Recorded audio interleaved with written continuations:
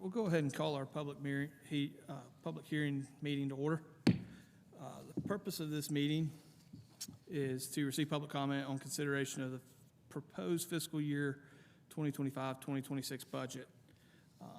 Logan is bringing up our sign-up sheet, and we'll get started. Thank you, Logan.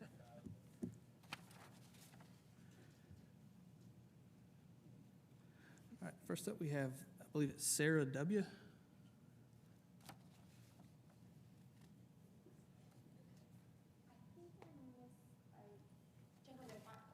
Financial one? Mm-hmm. I wrote that by accident. I crossed my name out. Okay. I'm here for the library. Perfect. Sorry.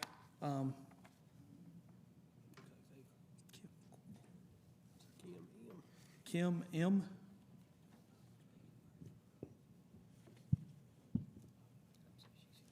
Okay. Ron Mao. Oh, sorry. Here comes Kim.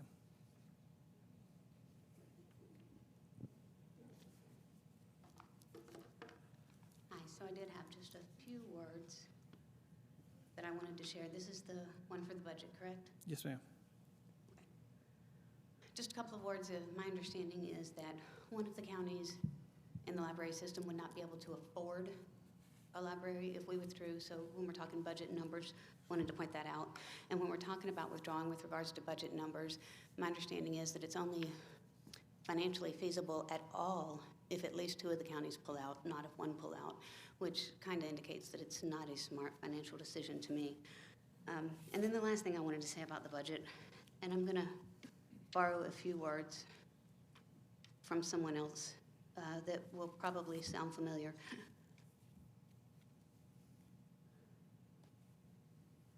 All I'm going to say on the subject is that county dollars should not promote anything. They should be 100% neutral.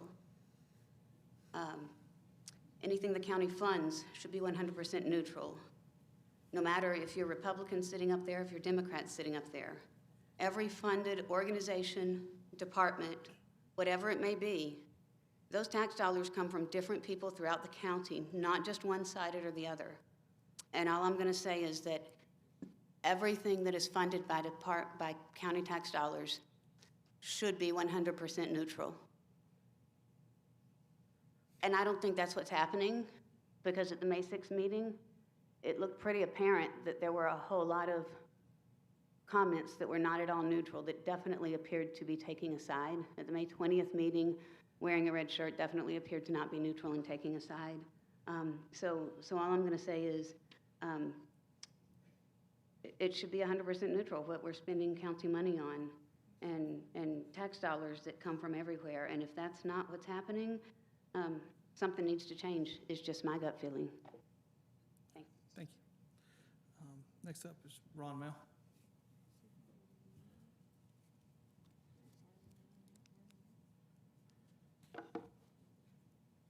Do you want me to wait for the timer to start? Okay, there we go. Good evening. My name is Ron Mao, and I live in Cullowhee. It's been a while since I've been on this side of the podium at a commissioners meeting. The first time I spoke at a commissioners meeting was in 2016, and it was about taxes. Back then, I advocated for more transparency by placing ballot initiatives on November ballots in even-numbered years, when voter turnout is significantly higher. That year, Jackson County had a ballot initiative on a June ballot. The following board passed an ordinance to place referendums regarding taxes on November ballots in even-numbered years. More transparency and more input from voters by doing that. An example was the bond referendum for the Aquatic Center. Tonight, I'm here again to talk about transparency, specifically regarding the proposed budget. The budget documents do not include the legally required revenue-neutral tax rate, and I checked again this morning, they still were not there. Without it, property owners cannot easily understand how their tax bills will change. Here's a quick example. Under the old valuation, if you had a piece of property that was worth $200,000, at the old rate, your taxes would be $760. $200,000 divided by 100 times the old rate of 0.38. Assuming the average increase in that property was the 60% that has been seen across the county, that property would be now worth $320,000. At the proposed tax rate of 32 cents per hundred, your taxes would be $1,024, or an increase of 34.7%. The revenue neutral rate would keep the taxes about the same for that piece of property, and this is a simplified example, I understand that, but the revenue neutral rate for that same property would be about 23.75 cents, and I know there's much more to the revenue neutral rate than that. The proposed budget includes $13.2 million increase in ad valorem taxes, and I'm just looking at properties, not including vehicles. That's a 30% increase over last year's ad valorem taxes, and it's 2.6 times more than the combined increases of the past 9 years, and those dollars are adjusted for inflation. My recommendation in the spirit of transparency is, one, get the state the net revenue neutral rate as soon as possible. It's legally required. The public needs it to understand the real rates of what your proposed budget is. Two, provide a simple breakdown of here's the increase, here's what it's going for. List it. People might not agree with it, but they deserve transparency. Three, with the new and complete information, it might be worth having another public hearing on the budget because people haven't had that information. And Ms. Fox, I am sorry for suggesting that because I know you're in crunch time for the budget. Not what you want to have happen, but I totally get it. Full disclosure, to be transparent, a lot of these comments, I had a conversation with Chairman Letson yesterday, so some of this he was aware of. Also, I currently serve on the Board of Elections. We asked for a 22% increase in our budget this year. Did not get it, and that's fine. Dollar amount of that increase is about $100,000. But as a commissioner, I always told people, if you don't ask for it, I know what the answer is going to be. It's going to be no, so ask for it. And those requests also give visibility for future budgets. So there was some strategy in having Amanda do that. And then lastly, I've heard concerns, I'm out of time, about revaluations pricing people out of their homes. Let's give Mr. Mao 30 more seconds, please. Okay, I don't even need, yeah. I practiced, it was like 2:55. So lastly, I've heard concerns about revaluation, pricing people out of their homes. Some of these comments have been from board members. But remember, it's the tax rate. It's the tax rate, not the property value that ultimately sets the bill, the tax bill. And that rate is set by you as the Board of Commissioners. Thank you. Thank you, Mr. Mao.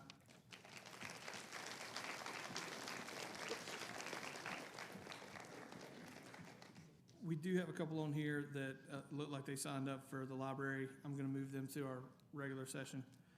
Kim Mitchell, this is for budget 25-26. Okay. Stone Marlowe.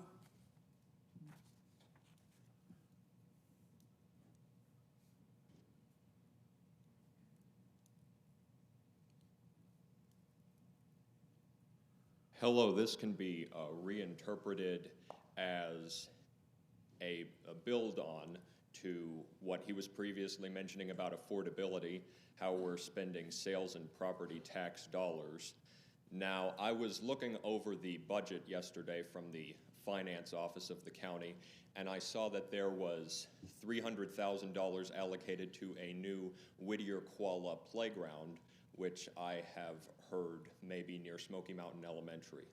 Now, this doesn't fit within the figure usually of public playgrounds costs, usually between $100,000 and $200,000, excluding disability-friendly public playgrounds, which can be upwards of $500,000. So since neither of these figures satisfy the cost that you've given, I'm hoping that this can be simply reevaluated and that the smaller parts in the later end of the budget published can be reevaluated and spending tax dollars better will become the reality. Thank you, Mr. Marlowe. Any additional people want to speak on our 25-26 proposed budget?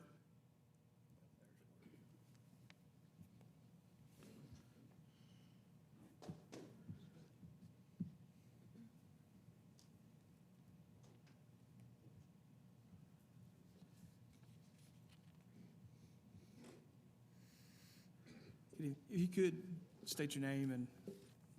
Yeah, I'm Tom Downing. I live in Cullowhee. The budget impacts the library a little bit because it's such an unknown what you're going to do. And even if we're going to do something in next fiscal year starting July 1st, it's important for us to plan this year. And when I started thinking about this budget process and I saw the 5-minute budget hearing today, I kind of thought, that's kind of a little bit backwards. There should be a budget hearing maybe in February, January. And it kind of made me think about, Years ago, I read this book, and it was about mindfulness. I forget the title, but I'm sure I got it at my local public library. And in that book, the woman told a story about how she always cut the end of her roast off when she was cooking it. And her little daughter said, "Why do you do that, Mom?" And she said, "I don't know, Grandma does that." Why don't you ask your mom, why do you cut the end of the roast off? So she called her mom and said, "Mom, why did we cut the end of the roast off?" Mom started laughing. The woman said, "What's so funny?" And Mom said, "I cut it off because it didn't fit in the pan." The pan was too small. So are we doing the budget the same way we're always doing it, just because it's how we do it? Or are we doing it the way that's recommended by, like, I don't know, the Government Finance Officers Association? Thank you. Thank you.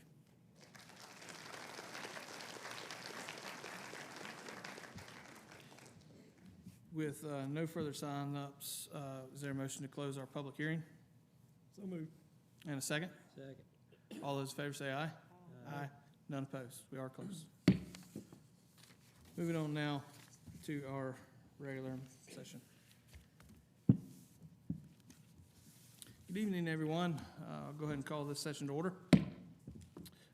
First up tonight is the approval of the agenda. I do have an amendment that needs to be made. We are going to move new business ahead of public comment just for our county employees so that they can return homes to their families. Is there a motion to approve that amendment and the current agenda? So moved, Mr. Chair. Is there a second? Second. All those in favor say aye. Aye. None opposed. Looking at our minutes from our previous session, held on May 20th. If there are no objections to the minutes as they are presented, I'll seek a motion for approval. So moved. And a second. Second. All those in favor say aye. Aye. None opposed. Moving on now to reports. This past Memorial Day, I was blessed to join Mayor Silva at our Mark Watson Park and was able to experience Memorial Day down there for the third time since I've become a commissioner. And it's always a poignant ceremony that the VFW does. Very reflective. They name all the veterans that have passed, and I encourage everyone next Memorial Day to attend. It's really a nice service.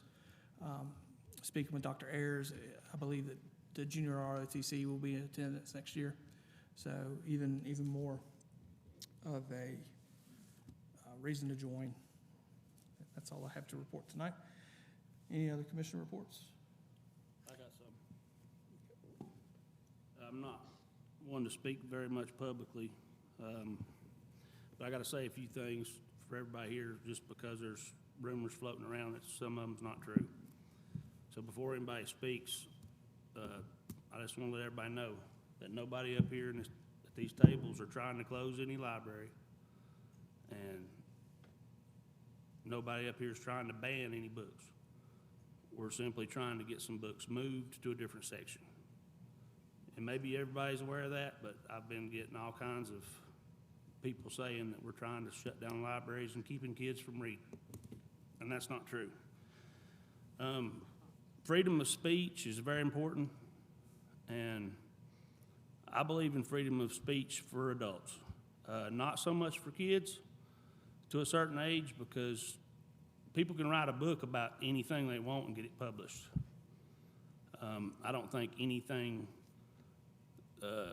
and everything's good for kids to be reading. Somebody could write a book entitled How to Shoot Up Your School. Would you want the kids reading that? Or benefits of illegal drugs. I mean, you could make up a book for anything, and I don't believe it should be in the kids. And some of the books that's there now, kids shouldn't be reading. And I may be the only one here. I don't believe I am, but I don't feel like there should be a book in the library with step-by-step instructions on how a 14-year-old can solicit sex from grown-ups. And it's not just immoral, but it's illegal. I don't know how that can stand in there. And anybody not willing to move a book like that to the adult section at least. Order. I'm going to go ahead and lay some ground rules tonight. If someone is acting out, we do have a wonderful police presence. They've come for your safety. They've worked hard all day creating a plan for everyone to get in and out in an orderly manner. We're all neighbors, citizens of this county, so please respect, when someone's talking, whether it be one of us or one of you. Just try and remember that, and let's, give them their time. So, thank you. Go ahead. Go ahead, mister. Movies are even rated for a reason. PG-13, rated R. If a child under 13 or 14 can't go to see a movie, why should they be allowed to read about something that is more graphic than what they could see at a movie? I have to feel like if every book should be legitimately okay for a kid to read, I could think of a lot of titles that a lot of people here wouldn't agree with, even if they think they do.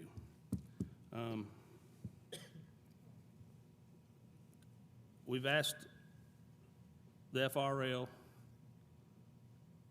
to make some changes in these areas, and so far, we haven't seen anything. Maybe some of the passion that I've seen from people wanting us to stay in the FRL could be directed to get them to come our way just a little bit on books like I was referring to. That might get us to a compromise quicker than coming the other way. It's just an idea.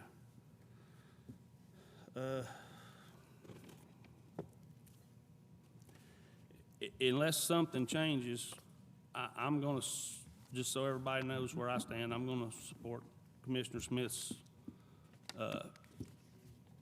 leaving the FRL if they can't abide with our request. All right. Come on. Let's hold it. All right. Mr. Jennings, good? You got a little more, or you're, okay. Any other commissioners have anything to report this evening? Mr. Chair, I would like to say too that, me personally, I'm not for closing a library down. I'd like to ask, is any of our press in the audience tonight? Any from the Silver Herald? Okay.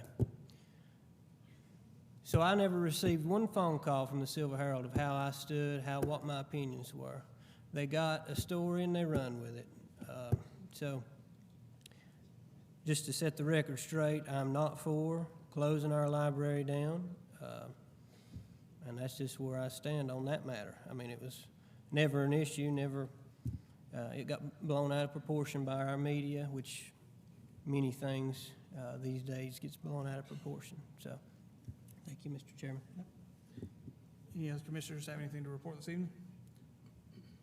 No, we'll move on to our new business. And first up is Mr. Elders with some Thank you, Mr. Chairman. fireworks display requests. Yes, sir.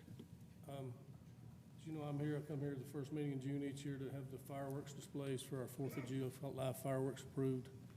I'm really happy that it's this particular meeting tonight. Thank you for that.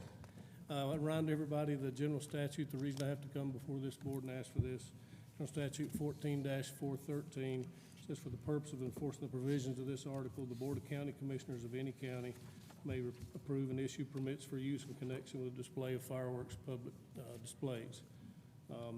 This year we have 11 shows. They're on your agenda for approval. There's one in the Cullowhee District for their fire department, one in the Silva area for their fire department, and the rest are in Cashers. Cashers will have, I guess, 9 this year. So we always run these by the fire chiefs. We make site visits before we bring these to you to make sure that they're being, fireworks displays are being put off in a safe manner, and the fire chiefs are okay with the locations and they have the staff to do it. The one that it taxes is Cashers because they have so many. And that's all I have to bring to you tonight. Any questions for Mr. Elders? If not, I'll seek a motion for approval of these fireworks displays. So moved. Second. All those in favor say aye. Aye. None opposed. Moving on now to Amanda Allen and the Board of Elections report. Ms. Allen? Thank you so much for this opportunity to meet with you tonight. I am the elections director, and I joined this organization about a year ago. I am joined also by my board member, Ron Mao, you've met already. I'm excited to be able to have this opportunity to share with you what's been going on over at the Board of Elections. So starting out, our mission is to conduct safe, secure, fair, and impartial elections for the people of Jackson County. We do that through effective processes, proactive planning, and multi-partisan community-led efforts. The BOE is a really unique department in that our governance is spread out. We are led by a board, and much of our work is determined by unfunded mandates from state and federal governments. We are really grateful to be in Jackson County, where we have a county and a board of commissioners who support elections really strongly. We have invested really heavily in elections here in this county, and we are really lucky that not only are we provided what we need to be able to conduct fair and safe elections, but to do so in ways that are the most fair, the most safe, the most secure. So I wanted to start out by thanking you for that. We are preparing to swear in a new term of board members in July. We do 1 to 3 elections every year, but our election functions do occur daily. So I'm gonna go over a little bit of that for y'all today. So these are the primary tasks that we focus on during election season, which is more than just election day.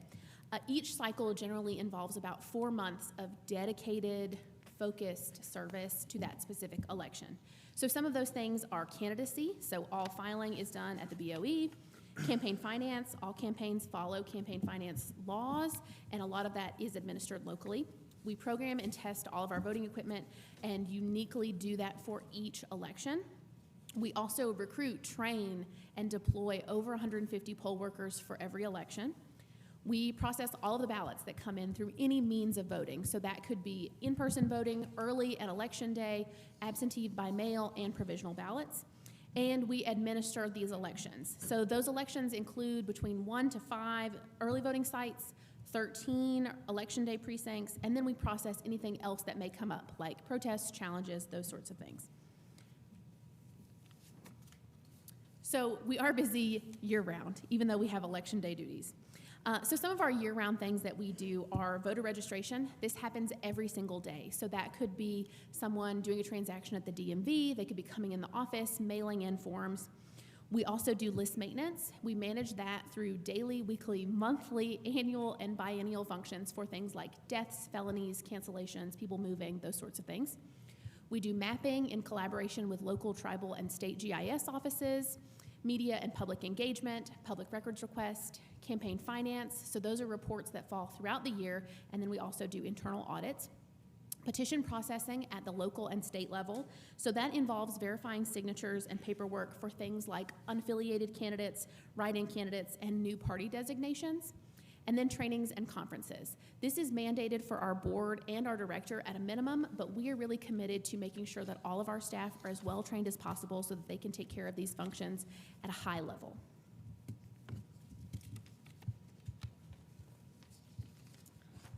But as soon as an election ends, and sometimes even before, as we saw this year, we're already looking towards the next election.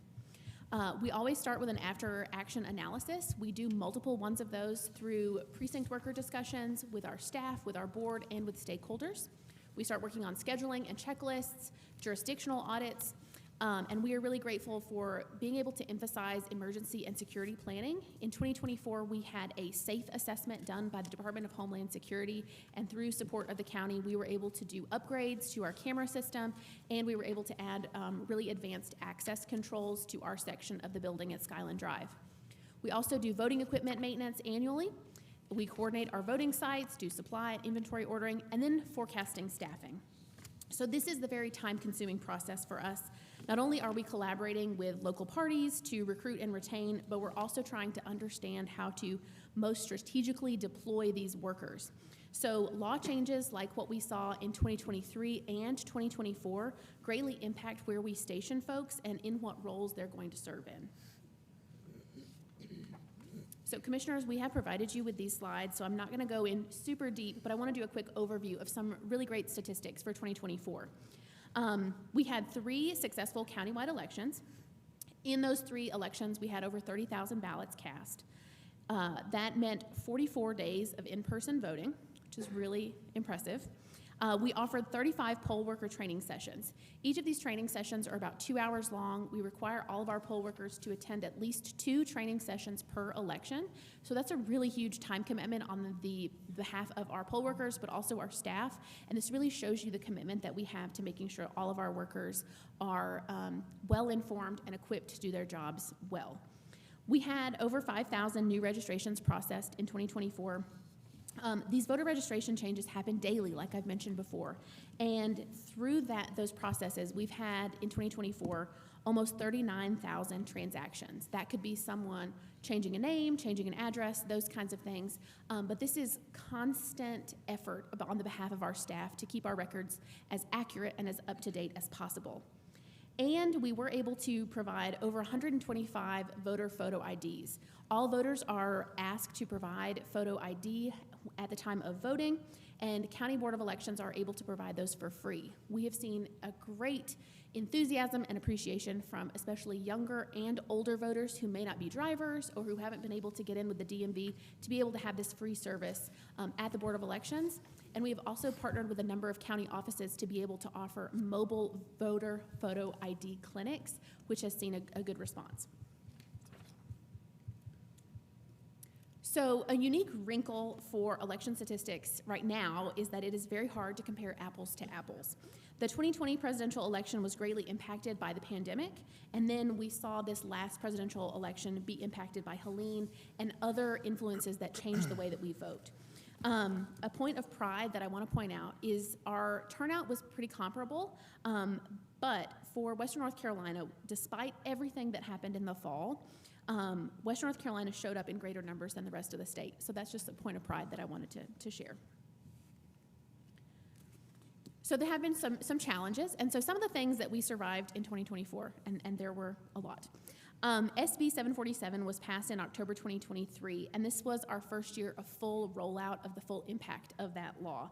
Some of those things impacted the makeup of our precincts, how they are staffed, also photo ID, and some other changes as well.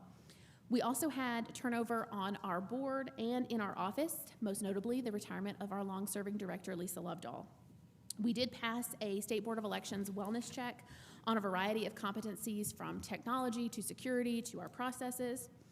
Absentee ballot distribution statewide was delayed by litigation regarding a candidate's withdrawal, and so all of our ballots had to be repurchased, reprinted, repackaged, and that delayed the deployment of our absentee by mail ballots. We were very lucky to not have been so drastically affected by Helene as many of our neighboring counties. However, we were still very challenged by the loss of communication and internet for that couple of weeks. And that was really difficult for us because that was peak training and the beginning of absentee deployment. So that was a challenge for us as well. There were also a number of changes that came from the State Board of Elections and from the North Carolina legislature as relief efforts for the 25 impacted counties. And this new model, we found ourselves pleasantly surprised by a bigger than normal turnout for early voting. So this adds another layer in that apples to oranges comparison. Folks came out in droves for early voting in a way that we weren't fully expecting. And we don't know if that's going to be an ongoing trend or how to plan for that. And there were a number of additional proceedings and issues surrounding a voter protest with the North Carolina Supreme Court Seat 6 contest. That was only recently finalized, but we are going to continue to see impact from this, and we'll be learning more from the State Board about what that's going to look like.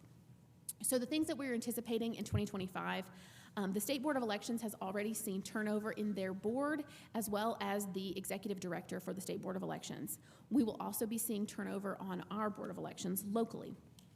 SB 382, a Helene relief bill, included a number of election administration changes as well. So some of these are going to have really huge impacts on our deadlines for provisional and absentee ballots, which is going to cause some staffing challenges. All of these things together force us to be more nimble and limit our ability to plan ahead. Too often, the prep work that we do to plan ahead can be thwarted by something that comes down with immediate implementation. So, for example, we started working on our budgets really early in the spring, but there was a proposal at the state level in a state budget to include a statewide bond referendum. That would mean that we would have to have all of our precincts open instead of just our normal municipal precincts. That's something that's completely out of our control, and that we would have to be able to pivot really quickly to do that. And then limited time between election cycles. So this year, you will see us have a municipal election in November. We will canvass that, and then we will immediately roll into candidate filing for the primaries in March. So we're going to be really condensed and really plugging along this year. We do have some good goals this year, this fiscal year, for our department. We want to continue to maintain safe and secure voting in our county. We want to maintain high election standards, and we want to continue to maintain but also build community partnerships, especially reaching some of those less engaged citizens. We are also heavily investing in poll workers. We're wanting to see more poll workers from more areas, more communities of our county, and we especially are wanting to see more young people get involved. We want to build a long-term workforce, long-term investment in elections, and are hoping we can do that. And then we want to continue to support our office staff. I want to say thank you for adding the computer and GIS support tech in the proposed budget. I do appreciate that. That is going to be a huge benefit to us to be able to have in-house support for some of those really critical functions of our office. And then we're also going to be emphasizing professional development for our staff. These are just some basic dates just about the election cycle that's coming up. But the thing that I just kind of want to highlight is how quickly we transition from that green to quickly moving into the next election, just to show you how we are constantly moving at the Board of Elections. Okay. Are there any questions? Thank you, Ms. Allen. That's great.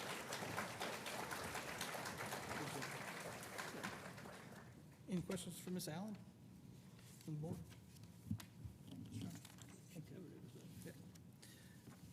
Now we'll move on to informal comments by the public. Just so everyone is aware, we do have a 3-minute timer that you can all see. It's hopefully going to make this a little bit easier for us. At 3 minutes, the timer will stop and the microphone will turn off, just so that it's a little bit easier for us to manage those individuals that are continuing to speak. We can, helpful, helpful tools. So with all that, let's remember to remain respectful, as we were saying earlier. If you disagree with something, that's fine, but let's try and let everyone have their 3 minutes to speak and uninterrupted. So with that, we're getting our list together and we'll get started.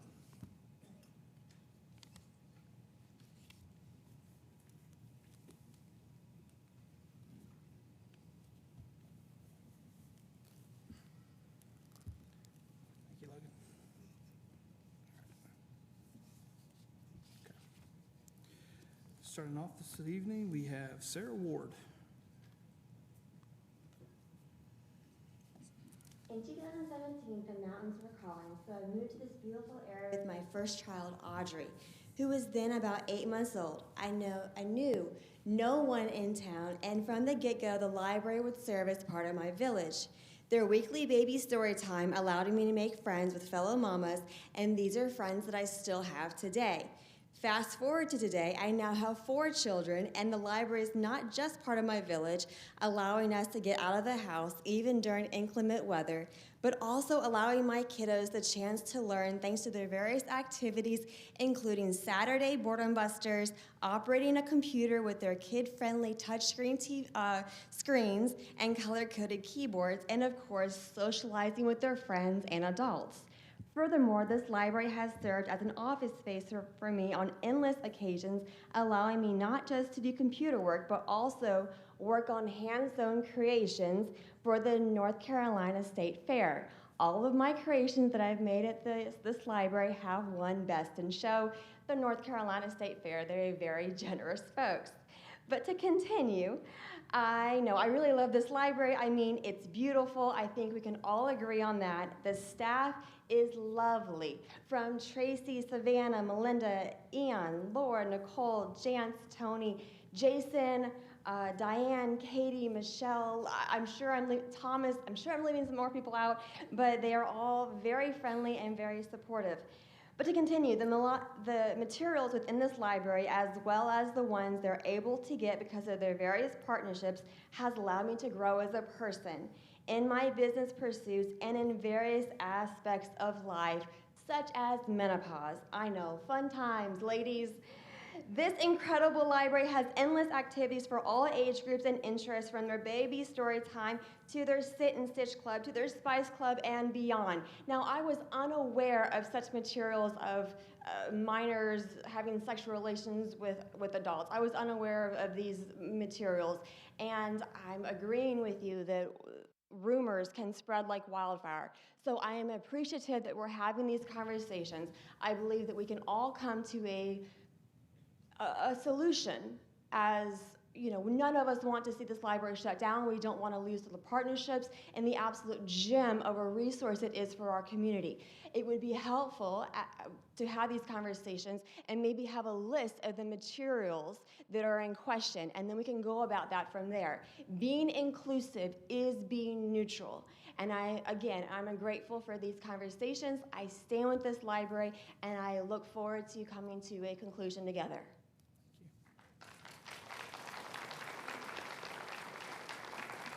Next up, we have Kim Mitchell. For our next speaker after Ms. Mitchell, it'll be Evelyn Craig and Garrett Craig. Thank you. To learn from history, remember the past. Build the future we hope for, indeed a challenging ask. To live in a world we dream of, we're more than up to the task. We leave no one behind, move forward together, and build a world where everyone has better. Simply put, we must remember, but we are not going back. Make it make sense. Why should your wishes be met if the needs of others are the expense? A person is not a problem, they are you with a different face. Different trials, different talents, equally worthy of grace. We all arrive in this world uniquely packaged, but from the same place. The idea that human lives have different value is a flaw of the human race. Hierarchy in humanity has long outlived its day. If we can start with this belief as a common ground, the fear of different can be stripped away. If you feel you are better or more worthy than anyone else, could it be perhaps because you need it to be true? Otherwise, you're no more than the less than of others who've declared themselves more than you. For you not to mind that they've declared you beneath them, do you need to believe it too?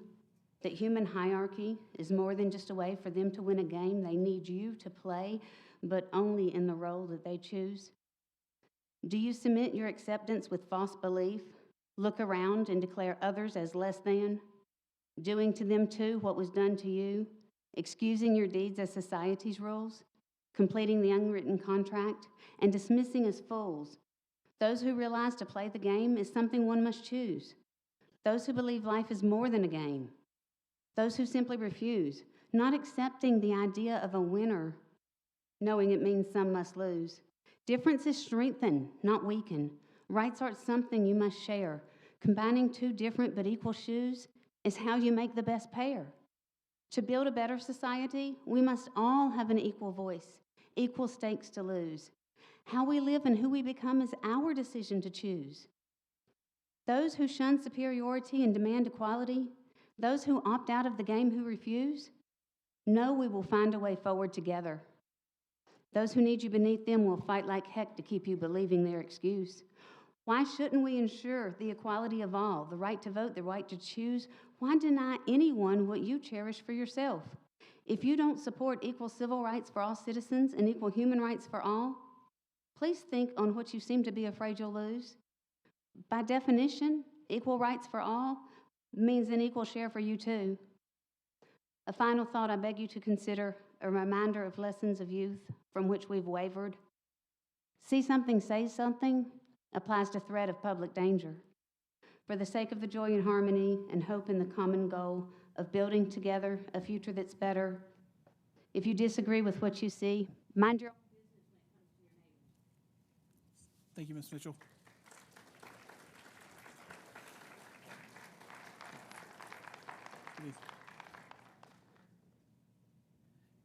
Madeline Craig is coming with you as well. Next up, after the Craigs, we have Pastor Rosie Peak. Good evening, Mr. Craig.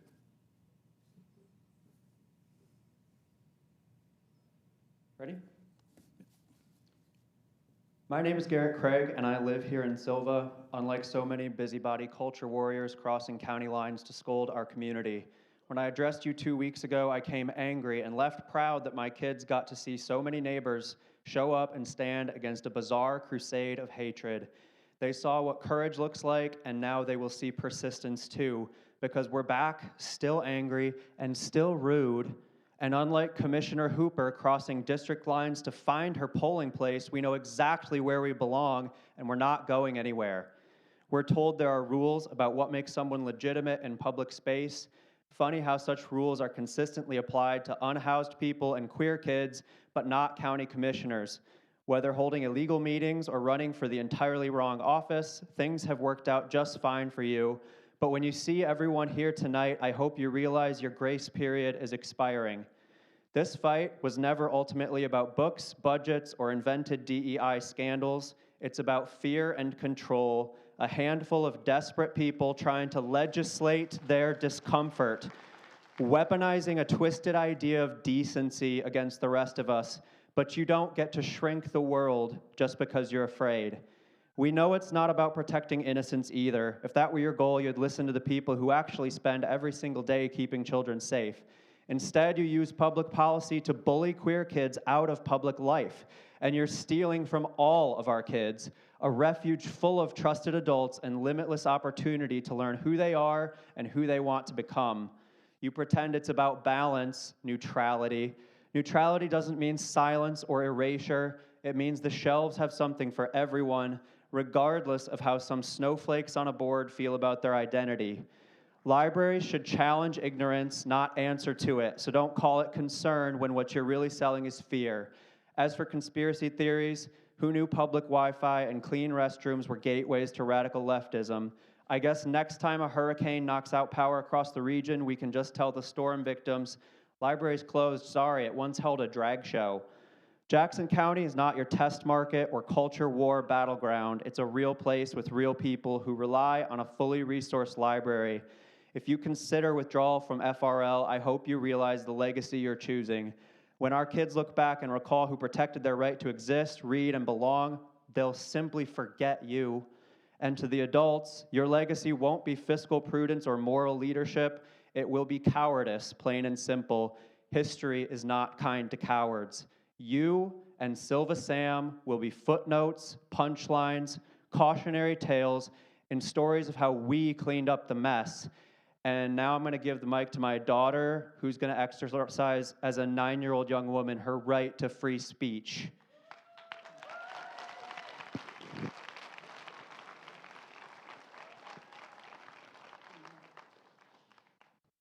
Hello, my name is Evelyn Craig. I live here in beautiful Silva where there is a beautiful library. I love my town and attend to Pride every year. If you're worried about LGBTQ, then there are less selfish ways to fight, although I would still fight back. I can see the library from my home and I cannot put up with it being destroyed. I need you to understand that I have parents who help me learn and grow. They help me pick out safe books, not an old man from Highlands. The library is for reading books that you want to.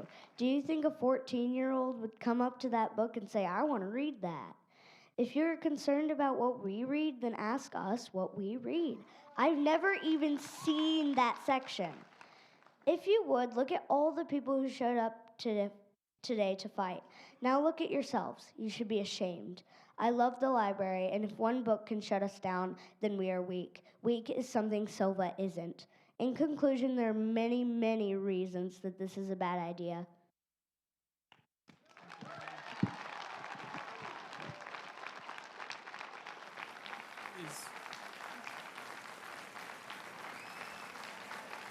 Madeline Craig, please. Thank you.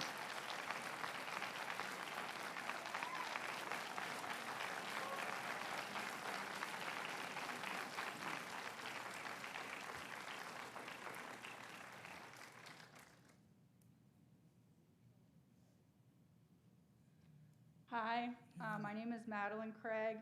My credentials are that I love Silva. I'm raising my kids here.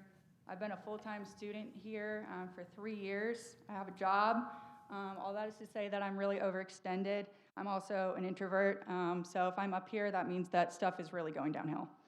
I think restructuring a library system because of a handful of books that triggered some wake words in you is at best embarrassing and at worst anti-intellectualism at play in my almost literal backyard. I see a lot of people in this crowd tonight that are probably going to speak who are actually doing the work of raising kids right now, and a lot of folks who are going to speak tonight are not. To those who are, thank you. It's not easy work. And yet, one part that's never personally been difficult for me is going to the library with my kids, discussing the content that we're consuming together as a family, and having conversations with them about the kinds of stuff that we see there. I think if you disagree with any of the content presented to kids at the library, an ounce of supervision with your own kids in your own life would go a long way toward making sure that you're not offended, while ensuring that our library system can continue to provide stellar services the way that it has for years now. The FRL partnership made sense when Jackson County joined, it made sense when it was renewed, and it makes sense today. My husband and I are the only people who get to decide which books are appropriate for my children. So supervise your children. I'll do it for mine. And to quote a lot of the bumper stickers that are on the parking lot out there, don't tread on me. Thank you.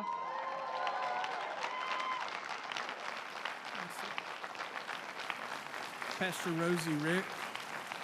Rosie Peak, and then Steve Steinbreck, and then Antoinette McQuat are after that. Steve, you're after Rosie, and then Antoinette, you're after Steve. Thank you. Hi, my name is Rosemary Peak, and I am a resident of Jackson County. I was the pastor of Shepherd of the Hills Lutheran Church in Silva and the campus pastor at Western Carolina University for 16 years, and now I teach religion and ethics at Brevard College. I'm here tonight to add my voice to those who want us to keep our library as part of the Fontana Regional Library System. Most people who come before a governing body to speak about their library are there because they need to beg for more support or money or find some way to get a library at all. We are so incredibly fortunate to have the library that we have, that is well established, professionally and expertly run, and well funded. I pray that the decisions that you must make do not jeopardize in any way or eliminate the gift that the library is to our entire community. But what grieves me the most about this entire situation is an underlying push that the beliefs and perspectives of a few must have dominance over others because of an ideology that is rooted in moral superiority and not rooted in love. An ideology that is not patient and kind as love is supposed to be, but is indeed boastful and insisting on its own way to the detriment and harm of anyone who does not fit into a small idea of what it means to be human. This is not love, and it's not love of neighbor. So I ask you, commissioners, as you make decisions on this issue, consider how you may best love all of your neighbors that agree with you and the ones that do not. Your neighbor who loves differently from you and who lives differently from you. Your neighbor whose family is different from yours. Your neighbor who does not have housing. And your neighbors who want a safe, open, and welcoming library that is for all of our neighbors. So know that I continue to pray for all of you that you may have wisdom in this and in every way that you lead. And know that you may love your neighbors well as you make your decision about the future of the library, and that you keep it where it is within the Fontana Regional System. Thank you.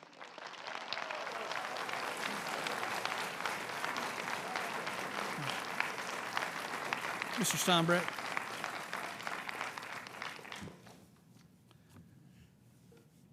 My name's Steve Steinbrook. I'm a Jackson County resident, Silver resident, and an unaffiliated voter. Just so there's no doubt as to my perspective, I believe that we have excellent libraries in Jackson County. They are better, more cost-effective, more efficient, and offer more services because of their participation in the Fontana Library system and because of their professional staff. I've come tonight to ask some questions. I never actually dreamed I'd be here 2 years after the first time I stood before you and asked some questions. Why are we here? Why do we continue to harass our library staff with requests that have been asked, answered, reviewed, and protracted discussions and negotiations, which led to the signing of a new 10-year interlocal agreement less than 1 year ago? I also wonder why we've given voice to a small group from outside Jackson County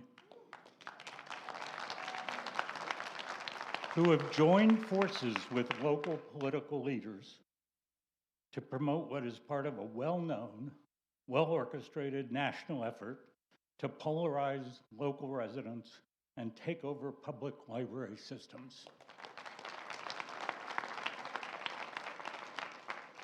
We all know that we view the world through different lenses, be they religious, moral, or political.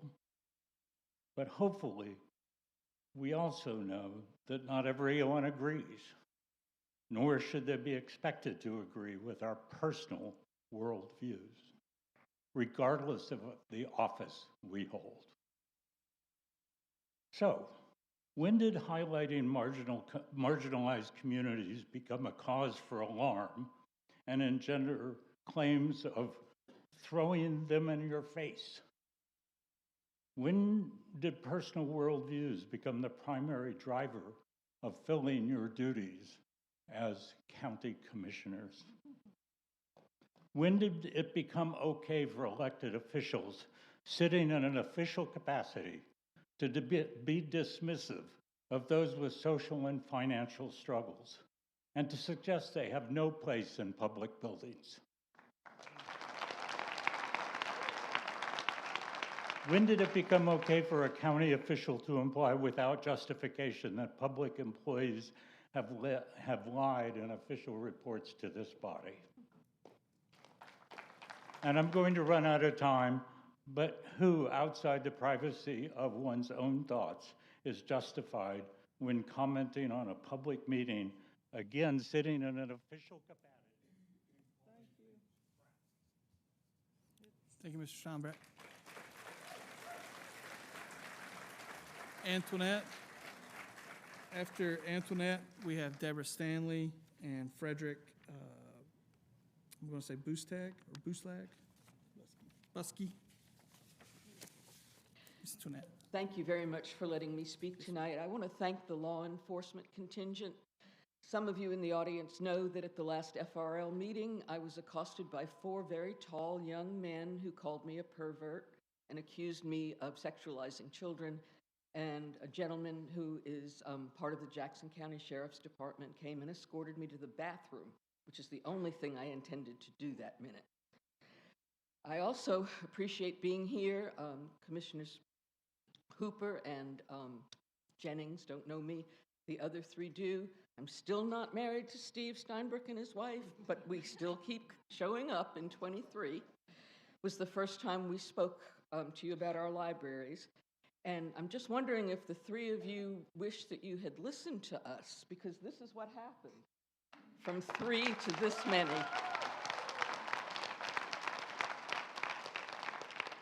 Back in 23, when discussions started about renewing or coming up with revising the FRL agreement, I distinctly remember the commissioners saying they did not want responsibility for day-to-day library decisions. Yet here we are. At the May 6th meeting, Commissioner Smith said, "I really think Jackson County could probably provide just a good library system on our own outside of the FRL, but that's my opinion." We don't want just a good library system. We want the library system that we have right now. Spending the tax, and I'm not so sure I shouldn't have talked during the budget, because spending the taxpayer money shouldn't be political, religious, moral, or a sexual issue. It's about fiscal responsibility. Have you done your due diligence? Have you done a line-by-line, item-by-item cost to see what FRL is paying for and what it would cost for you to provide the same, not different, not reduced staff, not fewer internet capabilities, but the same as what we get through FRL? Have you figured out what it's going to cost if you have to buy servers, if you have to buy network equipment, if you have to buy switches and routers? What are you going to do when there's a North Carolina block grant that we get approximately $115,000 from? You have to reapply for, but they'll make you wait a year. So what will happen when that $115,000 is taken away? You would never build a middle school or a swimming pool if you had not carefully done your due diligence and assessed all the options. Why treat our library that serves all of our citizens any differently? Thank you.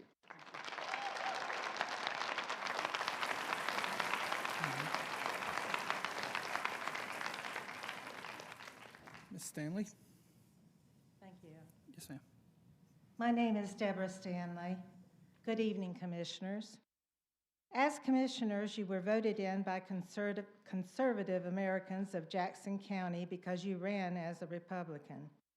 These Jackson County voters, of which I was one, expect that you follow the conservative ideology. If we voters of Jackson County wanted liberal ideology, we would have voted for the liberals. We did not vote for the liberals. We voted for you. Please don't vote as rhinos, Republican in name only. We do not need people from other counties and states to tell us what to do with our library.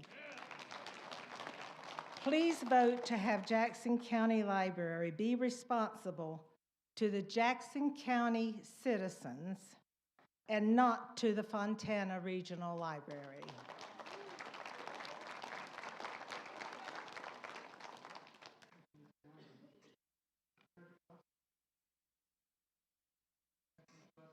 Steve Cole, Keith Blaine, and Charlene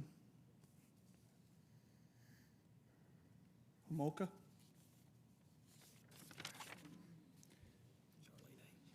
Frederick Buskey, Cullowhee, North Carolina. Mr. Ledford, I've been called a lot worse in my life, so Buskey's fine. Echoing others, I'd like to thank law enforcement. It's reassuring you're here, but it's also reassuring that we, the citizens of Jackson County, can come here and disagree vehemently, but still treat each other like neighbors tonight and tomorrow. So I'm proud to be here and proud to be in Jackson County. I'd like to be transparent.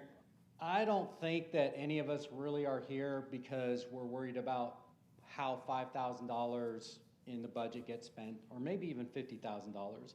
This is not about finances tonight. It's not about viewpoint. It's not about obscenity or propaganda. And I think for the most part, it's not really about ideology. It's about representation. Will there be books, displays, programs that reflect the full diversity of the citizens of this great county, or not? More specifically, is this a community that's welcoming of all people, or not? So tonight, you wrestle with this question. Are our LGBTQ neighbors welcome here or not? Thank you. Thank you.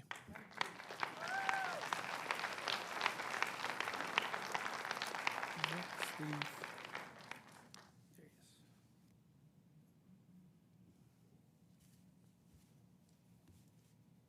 Hello, my name is Steve Keel. Jackson County resident, father and a grandfather. At one time, still very rural, counties like Jackson County benefited from the regional system to pool resources. However, Jackson County has grown from a small rural community to over 40,000 in population and a $100 million budget.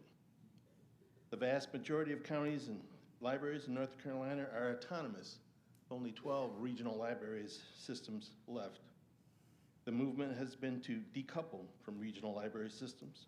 Jackson County has outgrown the need to be a regional library system, where it's now become a burden to pay the additional overhead of a third-party organization. Jackson County has the ability to govern their own independent library system, and thus I believe best served by exiting the Fontana Regional Library System, managing and overseeing their own libraries. Thank you. Godspeed with you.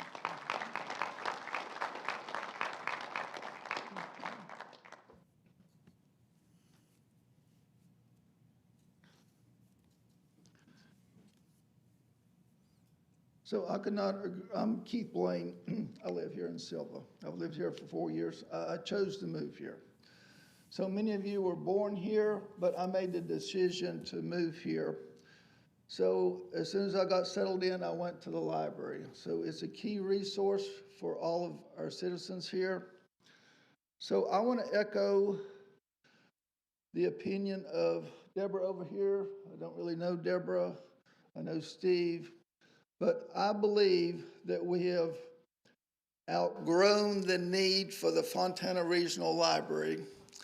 So we have tripled in size since 1945 in population from 15,000 to 45,000 people. So as Steve said over here, the trend is that counties are leaving regional libraries. So I called the State Library Association this morning, so they're researching for me what decade the last group of counties formed a regional library. They could not find the decade so far. So we were formed in 45. Many of them were formed in the 40s and 50s. So many of the counties now have grown large enough so they can do their own oversight. I don't feel like that Jackson County needs the Fontana Regional Library Board to do oversight in our county. So we have fine residents here. We have 45,000 residents that live here full time. I believe that we can manage our own library. We have 2 fine libraries. I believe we should exit the Fontana Regional Library system. I've looked at the financing from Fontana Regional Library. Not one dime comes from Fontana Library System, not one dime. All the sources are outside of them.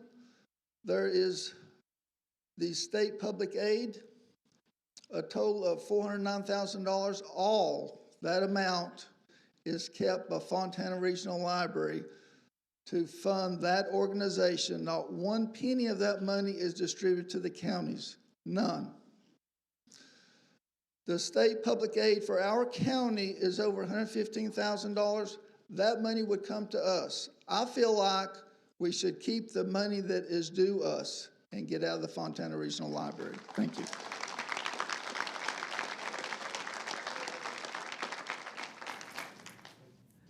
After Ms. Homolka, we have Cheryl Crow, Beth Baxley, and Casey Wallwinder. Hi, I'm Charlene Homolka. We've lived here 50 years. I'm the volunteer manager of our Friends of the Library sponsored bookstore in Cashers. I'm speaking for our library. I just recently visited Silva, the library. It's a beautiful library, but it's not our library. We are different. I have seen no evidence of the things that you were talking about here. This is what we lose if we lose Fontana. We lose access to the NC Cardinal system, which allows anybody in this room that carries a card from the library to check out anything anywhere in the state. That's 81 million items, 81 million. We also would lose access to books for the blind, the Braille books, the audio books. From Fontana, which, by the way, the last gentleman, his information was incorrect. We receive in Jackson County from Fontana, we receive $1.4 million. The Fontana Regional Library also pays for the internet for all three counties. That comes to $206,978.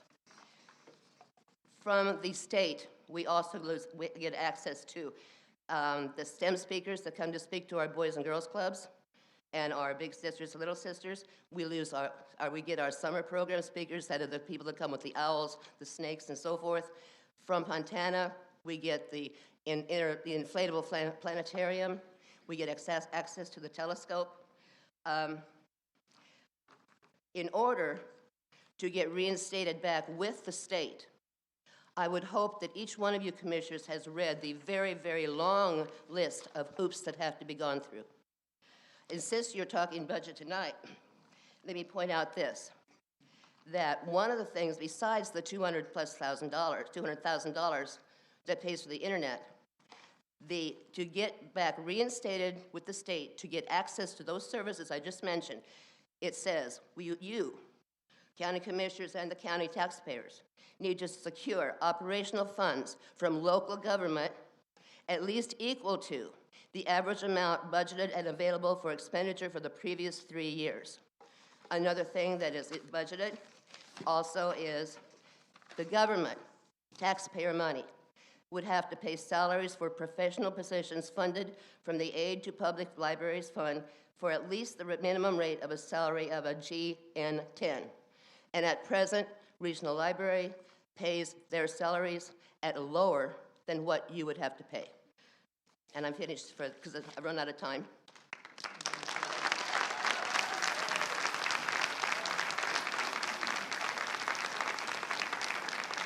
So we have Charlene Crow, Cheryl Crow. Hi, I'm Cheryl Crow, and I don't have a lot to say tonight, except I would like to say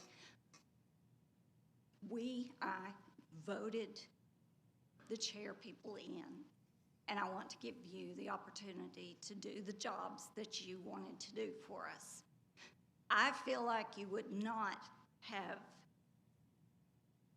even brought up the idea of exiting Fontana Regional Library had you not done your due diligence in what is it going to provide.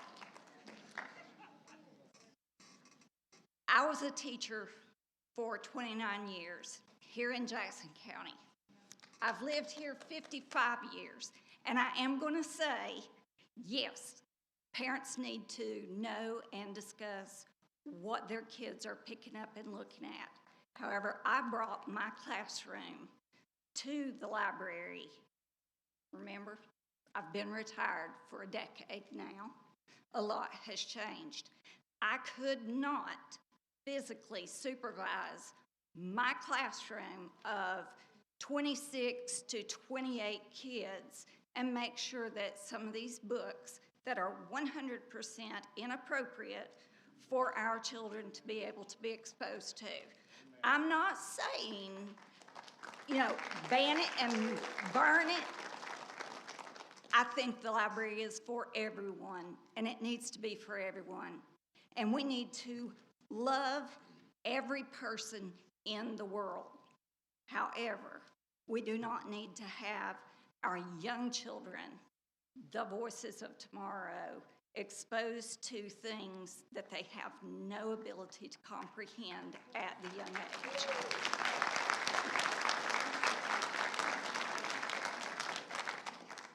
It is my understanding that we will see a significant savings if we exit Fontana Regional Library. I will not go into trying to give exact amounts or line items because that's not my job. That's the job of our commissioners who we put our faith in. Give them the opportunity to do what needs to be done. And yes, as you said, perhaps if there's some discussion about honoring the requests that have been made, then things may be changed somewhat. Let's go with that. Let's have openness. Let's give our commissioners time to do what they were voted in for and be here for our kids. Thank you. Thank you.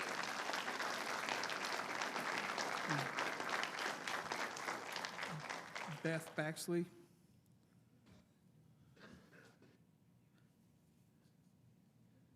Good evening. Hi, I'm Beth Baxley from Jackson County. I'd like to speak some more to the fiscal issues involved in withdrawing from the FRL agreement. We've heard it said that it wouldn't cost any more to run Jackson County Library as a standalone library than it would to stay in the FRL agreement. I would like to share in brief information from a document originally drafted when Macon County was discussing leaving the FRL. Regional libraries receive an extra state aid block. FRL currently receives a block for each county and one for being a regional group, a total of 4 aid blocks.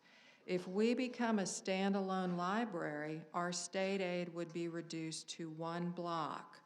Regarding the NC Cardinal State system, membership costs will likely not increase. However, the library would need to reprocess all items. This would be new barcodes, stamps, and labels. This will cost $41,000+ additional dollars. FRL has one person who acts as the intermediary between all FRL libraries and the NC Cardinal system. If Jackson stayed in NC Cardinal as a standalone library, it would have to hire and train its own staffer for this intermediary role. The cost of new library cards would rise from 19 cents a card to 22 cents per card. FRL belongs to a number of consortia, including INC, which is ebooks, e-audiobooks, and e-magazines. If the FRL is dissolved, 12 years of funding spent on licensed resources would have to start over. The county would have to reapply to rejoin these separately, which would be a disruption in services. All computers, printers, copiers, internet, broadband, Wi-Fi paid for by FRL would be gone unless the county purchased it back from FRL, since it was obtained through an FRL grant funding. So we would be buying back through county funds the equipment we already use. The network infrastructure would have to be replaced and rerouted for all 3 individual counties. The county would have to hire its own in-house IT staff. Currently, the FRL IT handles all of the technology-based issues, and county libraries that use county IT do not receive the timely help that the FRL IT. Thank you, Ms. Baxley.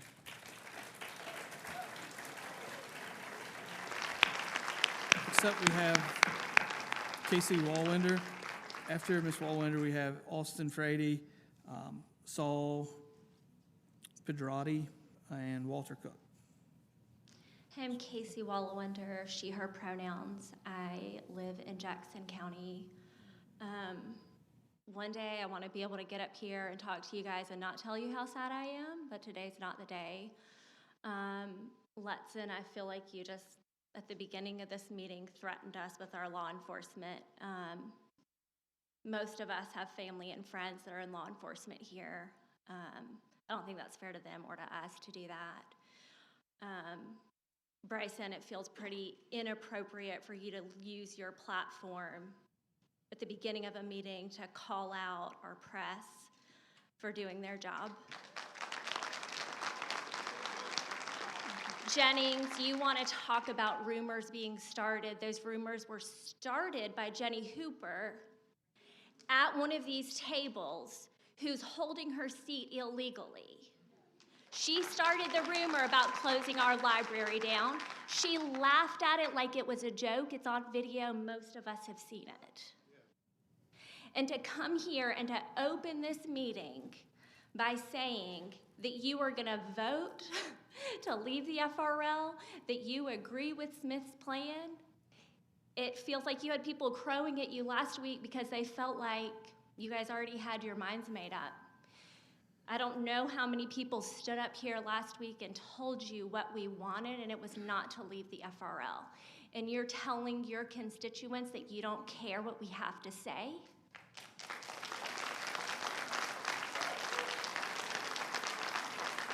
Like, it makes me really sad. And I also feel, I'm gonna run out of time for this, but I've talked several times about the work that I do and the work that I've done. There are such things as child pornography, unfortunately. There are people in this crowd that will carry around books and insist that what they're finding at the public library is child pornography. I'll remind you, they're the ones carrying it around and throwing it in people's faces. Jim Gaston will shove his phone in people's faces, insisting that what he has on his phone is pornography. I would question the people that say they're carrying around pornography and throwing it in people's faces. If I see something that I think is pornography, which, by the way, I've never come across, I don't have pornography on my phone. I don't carry around books that I think are child pornography. It's not okay, because it's actually really serious.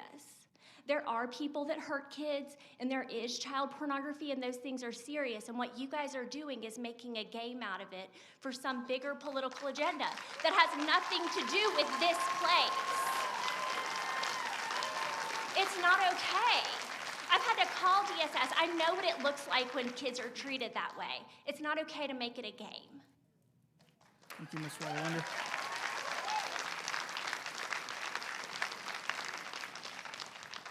Mr. Frady?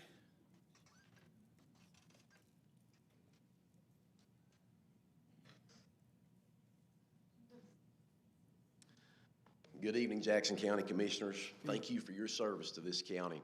Thank you for being a voice for your constituents and allowing us the opportunity to speak tonight. My name is Austin Frady. I'm a longtime Jackson County resident. I am a husband, a father, and I am the pastor of Old Savannah Baptist Church here in Sylva, North Carolina. I speak today on behalf of my family, but also on behalf of our congregation at Old Savannah Baptist Church, which contains many young families raising children in this county.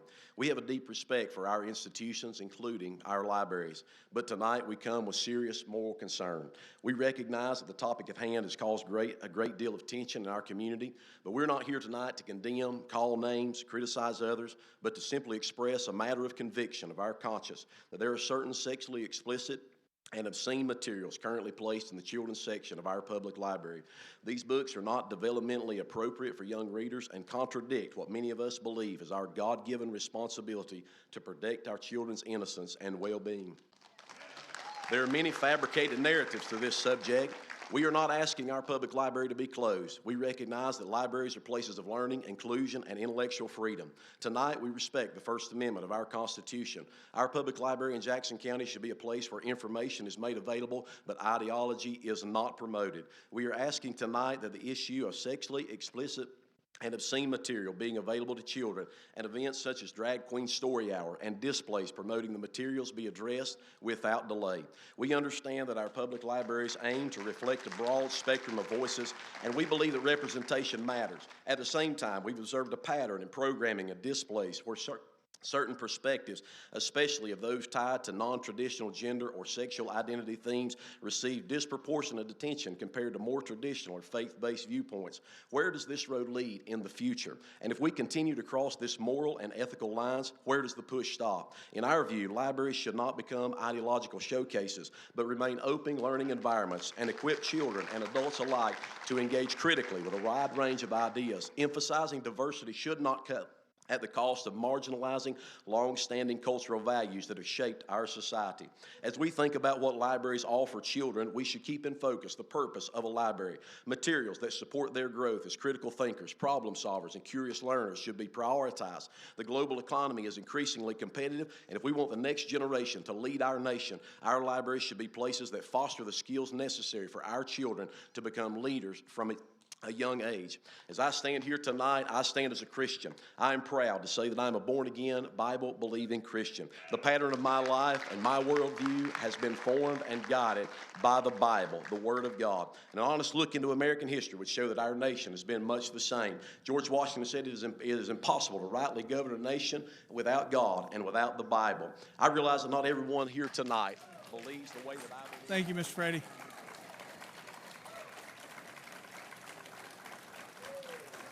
With Saul Pedorti.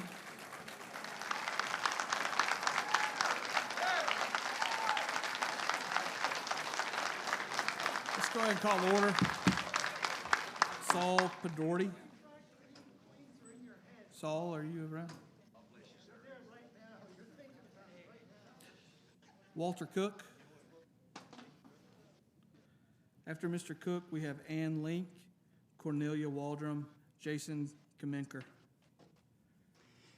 Evening, Commissioners. Good evening. You have been sworn to serve us all, yet you're threatening to destroy a library system simply because you can't stomach us reading books that you might dislike. You laughed at the idea of closing libraries. You did. We all saw you. They're one of America's last bastions of free thought. You're showing cowardice and fear masquerading as leadership. You claim to seek neutrality and equal representation, insisting that any book about LGBTQ lives must be countered by an opposite agenda. Can we ask how many books there are in this library without any gay characters? There's a lot of them. Can we ask how many books, since when acknowledging real people is propaganda? The real political disgrace is demanding we hide books that make you uncomfortable. Books that should be making people think. After 2 years and thousands of dollars, this board signed a 10-year contract, only to rip it up months later because of hurt feelings. It mirrors how a short time ago, this same commission, under cover of darkness, reversed a thoughtful compromise that a community had talked about and decided on a Confederate monument, and then rehung a flag out front that stands for slavery and white nationalism. Hung it right out in front of the library. Libraries aren't indoctrination centers. They're repositories of human knowledge and empathy. You will not turn gay from reading a book, but a struggling teen might find solace and not commit suicide after realizing others have questions too. It's a place where families can access computers, kids discover the joy of reading, where communities can gather and really learn what the word woke means. It seems these commissioners today want to be thought police. We had a commissioner come up and say he's not going to change his mind. He wants us to be a nanny state, telling us what we should read, what we should think. It seems these commissioners also lost track. Jackson County deserves leaders who trust us to think for ourselves, to take care of our own children. Thank you. Thank you. Ms. Link? My name is Dr. Sarah Pedanti. I believe I was skipped. I'm sorry. That's okay. And the ruckus just now wasn't able to hear my name be called, but I'd like my time. Yes, ma'am. I'd like to ask the commissioners to indulge a brief exercise. If you're here tonight and parenting a child age 17 or younger, please stand up. I think that exercise can speak for itself, and that everyone here can infer what they may from that display about who's most impacted by children's reading material and the potential FRL exit. I'm speaking as a Jackson County citizen and parent. I also have an entire PhD in what's considered developmentally appropriate. And I'm here to tell you, telling children that gay families exist is not only not indoctrination, it is developmentally appropriate for children to understand that diverse families with different configurations of their own exist. There is a wider world out there besides Jackson County. It's just the truth. And it's a truth that as a Christian, I want my children to be kind and independent thinkers.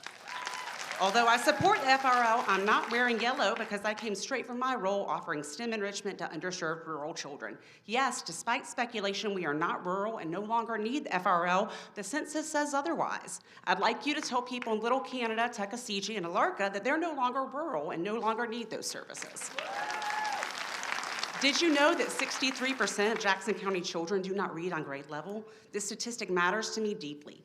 My child has a reading disability and is well supported by her school with focus on decoding, fluency, and reading comprehension. They don't focus on litigating a culture war over a tiny fraction of library books. The JCPL staff didn't seek that war either, but our county commissioners have, prompted by a vocal group of outside agitators and people who, as we've seen here, don't have young children, who have already failed to push this agenda in Macon County. Let me offer a simple economic term, economies of scale. It means that services like books are cheaper and more effective when provided at a large scale. That's why our milk is cheaper from Walmart than from the farmer's market. That's why public schools and regional libraries like the FRL serve rural communities better than small alternatives of choice. Leaving the FRL will hurt our ability to provide robust services.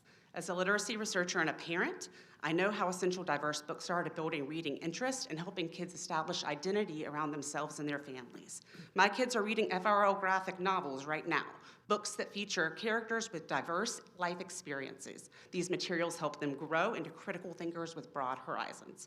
If you're truly interested in improving the cause of literacy in the county, consider volunteering with We Read at the Cullowhee United Methodist Church or becoming a much-needed substitute in JCPS. Policing what other people's children read is not a good cause. You take care of your children and let us take care of ours. I'll close with the abbreviated words of Walt Whitman, noted American and gay poet. We two boys, or libraries, together clinging, one the other never leaving, power enjoying, elbow stretching, fingers clutching, fulfilling our foray. Thank you for your time. Thank you.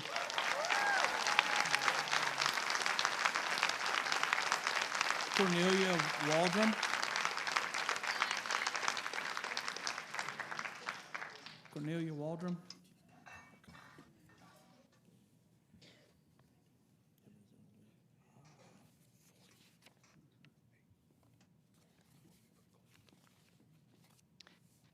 Good evening.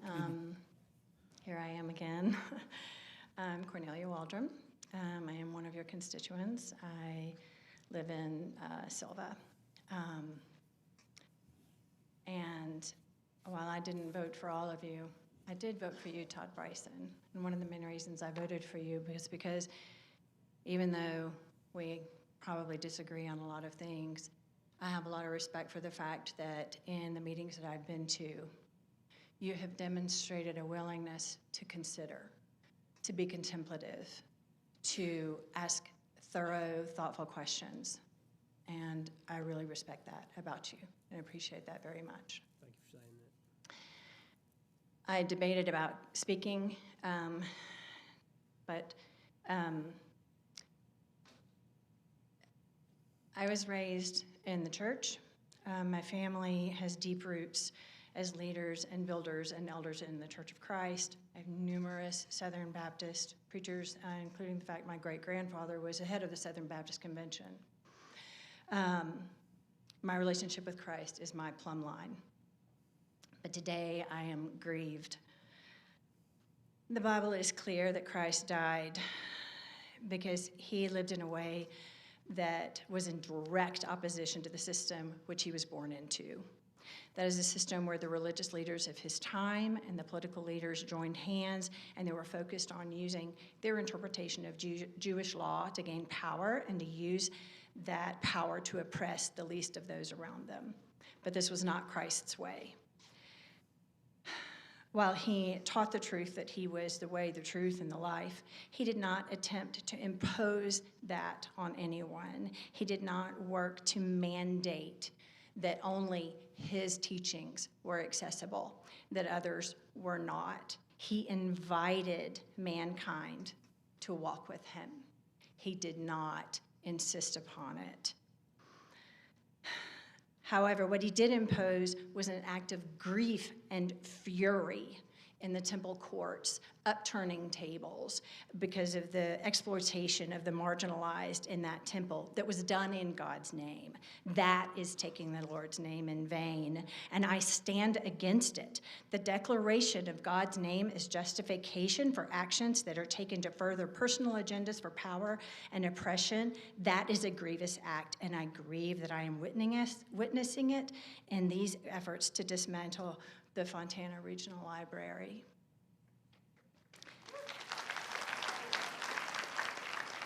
You were elected to represent constituents across the board. You were not elected, even those who I voted for, to further a particular ideology. Thank you. Thank you, Ms. Waldron.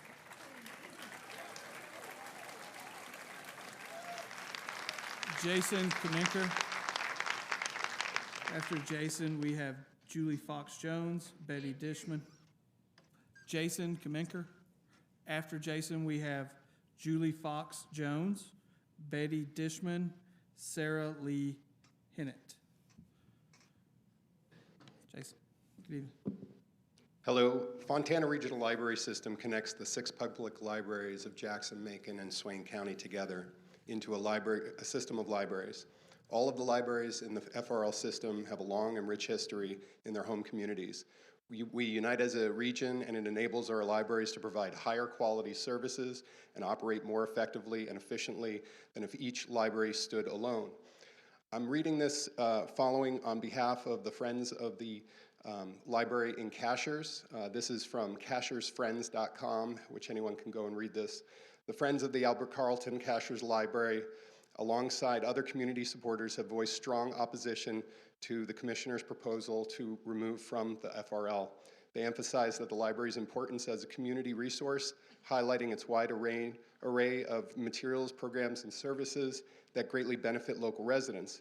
Kathy Maddock, the president of Friends of the Albert Carlton Cashers Community Library, has underscored the excellence of the library and noted that the professional and thoughtful efforts of its staff, as she and others advocate, believing that staying within the Fontana Regional Library System offers the most benefits for meeting the community's needs. We have some lessons from other libraries. Highlands Hudson Library faced a similar decision, and after thorough evaluation, the Hudson Library ultimately chose to remain within the Fontana system. They concluded that this option was in the best interest of their community. The Friends of the Albert Carlton Cashers Community Library have reached a similar conclusion, advocating for the continued partnership with Fontana. For the good of the library, the Friends of the Library remain steadfast in their mission to protect and preserve this vital community resource. They say, let's stand together for community, access, efficiency, and choice. We know that the library is more than just a building. It's a hub for learning, connection, and opportunity. Apparently, there's a small group that is pushing for us to leave the Fontana Regional Library System, and it sounds like some of you all are too. But the facts are that our neighbors' experience say otherwise. They say that we should stay. Let's move together. Let's move forward together. Leaving the Fontana Regional Library System would hurt our community financially, educationally, and socially. The smart, community-centered decision is to stay in the system, just as Macon County wisely chose to do. Let's preserve what works, improve what's needed, and stand up for the library that serves all of Cashers and the public library here in Silva as well. We are part of a library system that supports 3 counties, 6 library branches. My family uses all of those branches. We have gone to each of those libraries, met the staff from each of those libraries, and I can tell you they are more dedicated to this community than just about any one of you up there that's trying to remove us from the FRL. Thank you. Julie Jones.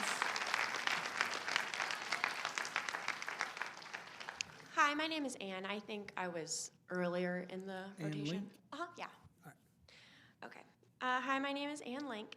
I am a Jackson County resident and an elementary teacher.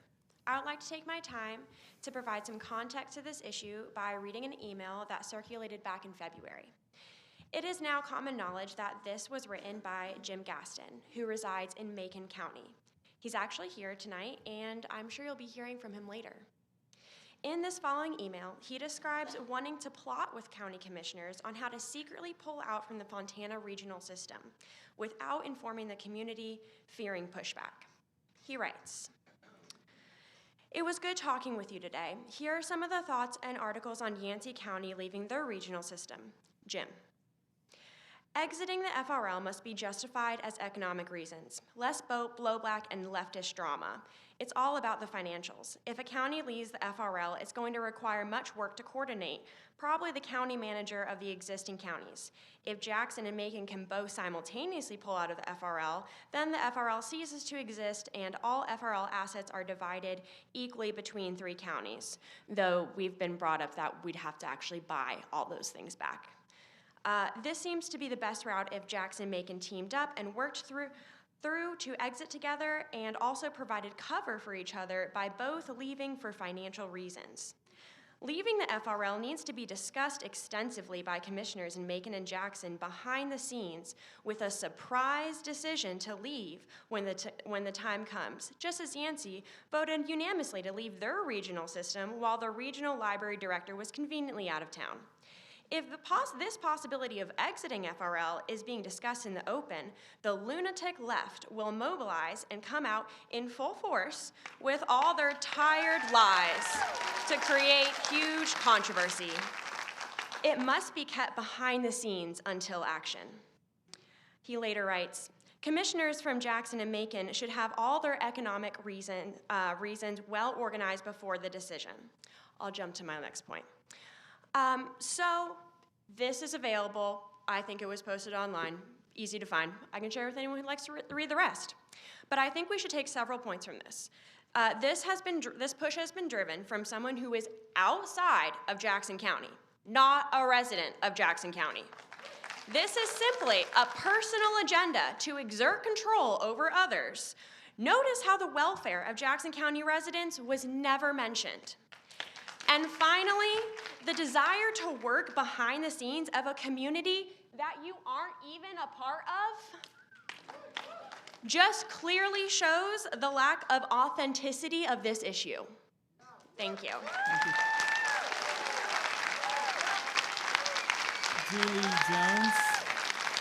Julie Jones.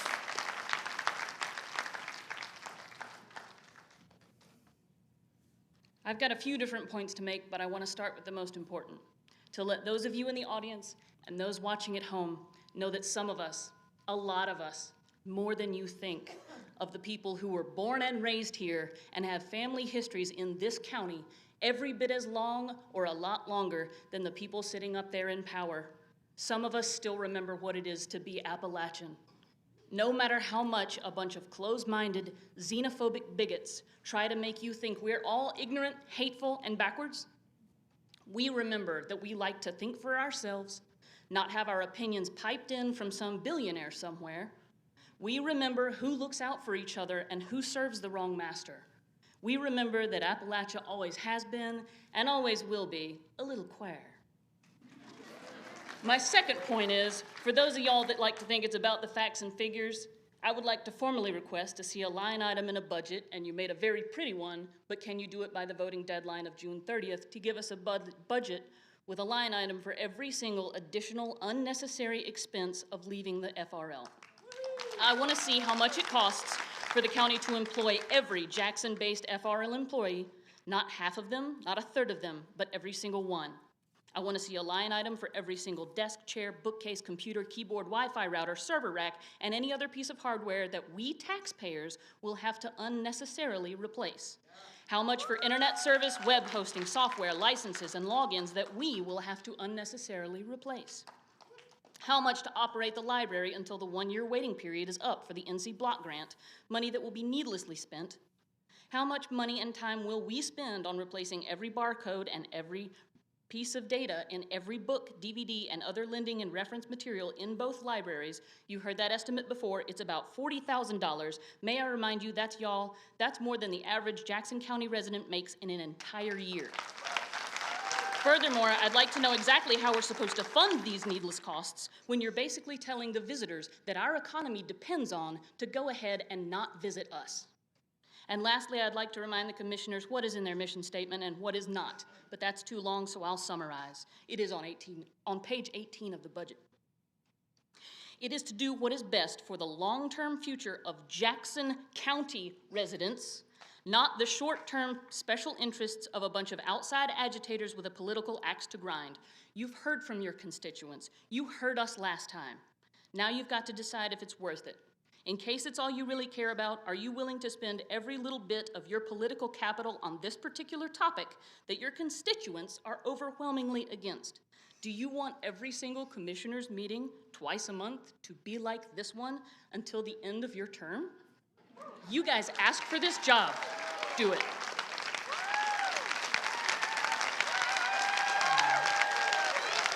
Order, please. Ms. Fishman. Good evening, I'm Betty Dishman, and I am a longtime resident of Jackson County in Silva. I'd like to echo what other people have said about the library being inclusive and for everybody. That includes homeless people, and it includes the LGBTQ community. And as an avid reader, I go to the library on a very regular basis. It's a beautiful, beautiful place. It's very well run. And a lot of times, if I find a book I want and it's not available at the Jackson County Library, a lot of times Macon or Swain have it, or even in Raleigh. Think about residents losing access to those materials. The other thing I would like to bring up, as others have brought up, is Yancey County pulled out of their association with Avery and Mitchell County libraries. They have found that their library budget has doubled. As fiscal conservatives, is that what you want to happen? And as the previous speaker just said, taxpayers having to foot the bill for these increased expenses. As you go into deliberating your budget for the next fiscal year, think about it. And, you know, people are going to speak out at election time, too, I can assure you.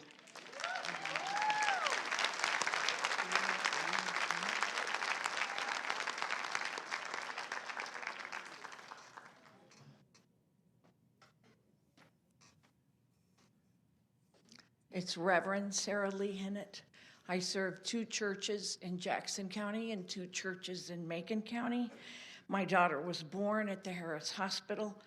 I currently live in Silva. I would like to remind my brothers and sisters in the faith that Jesus said to remove the beam from your own eye before worrying about the speck in the eye of someone else. Jesus also said the greatest commandment was to love your neighbor as yourself. The amount of hate I feel coming at our library or at members of our community causes me some concern for your well-being. Perhaps you don't love yourself enough.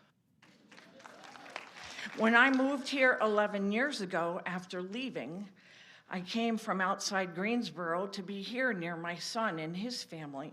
The first place I went in the community was the library. I read the bulletin boards and found events in which I was interested. I read the paper. I talked to the librarians. I learned about my new home. I used the computer lab to type up a new resume, communicate, and reach out. I brought my grandchildren to the library and got them their own cards. I went with them to look at books and movies. For that first year, besides the stores, the library was my refuge until I found a place to volunteer and a church home. How do you plan to maintain the current level of services available at our library? Where is the economic feasibility study you've done that shows how we can afford to maintain this library? And to repeat what has been said earlier, where is the list that is naming the books and movies that you so are offended by? Thank you. Lou Jeter, or Jeter? Lou Jeter. After Mr. Jeter, we have Brittany Lofthouse. We have Kara McMullen and Sarah Hirsch.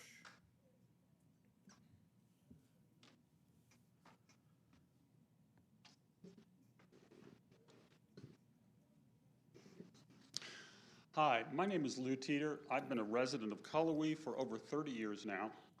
And like Mr. Jennings, I don't like speaking in front of big crowds like this, but here I am. The teacher who spoke a few minutes ago talked about the letter from Macon County. I want to read one sentence from that letter. It says, "We must be ready to paint the FRL's leadership's past behavior as unwilling to serve the community and have proven they desire control and activism over service to the public." What I've seen is the commissioners following this sentence to the letter. You are blaming Tracy Fitzmaurice for all the problems, and there's been a suggestion tonight that maybe we should go talk to Ms. Fitzmaurice, and then we can all have this problem behind us. So it worries me that it appears you're doing what you're told. I have some other statements here that I prepared, and I just don't think I want to talk about those right now. I want to talk about a couple of things, just two quick things. My God is okay with loving one another, and he's okay with us learning and educating ourselves.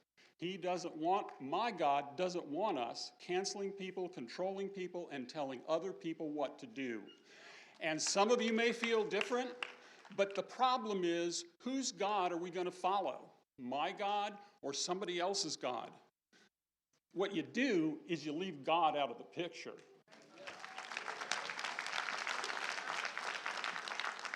And finally, Mr. Jennings, with respect, if I get a hold of that book that you mentioned earlier, will you sit down with me over a cup of coffee and we can look at that book together? Would you do that? All right. My address is there on the list, and if you want to catch up with me later, I'll give you my phone number and we can do that. Thank you.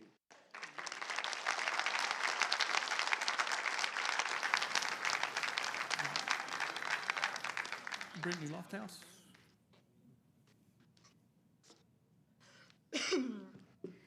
I stand here as a daughter of Jackson County, born at Harris Regional Hospital, raised in Whittier on Barkers Creek, a 2006 graduate of Smoky Mountain High School, and a proud Catamount from Western with a Bachelor's of Arts degree in English and a concentration in literature.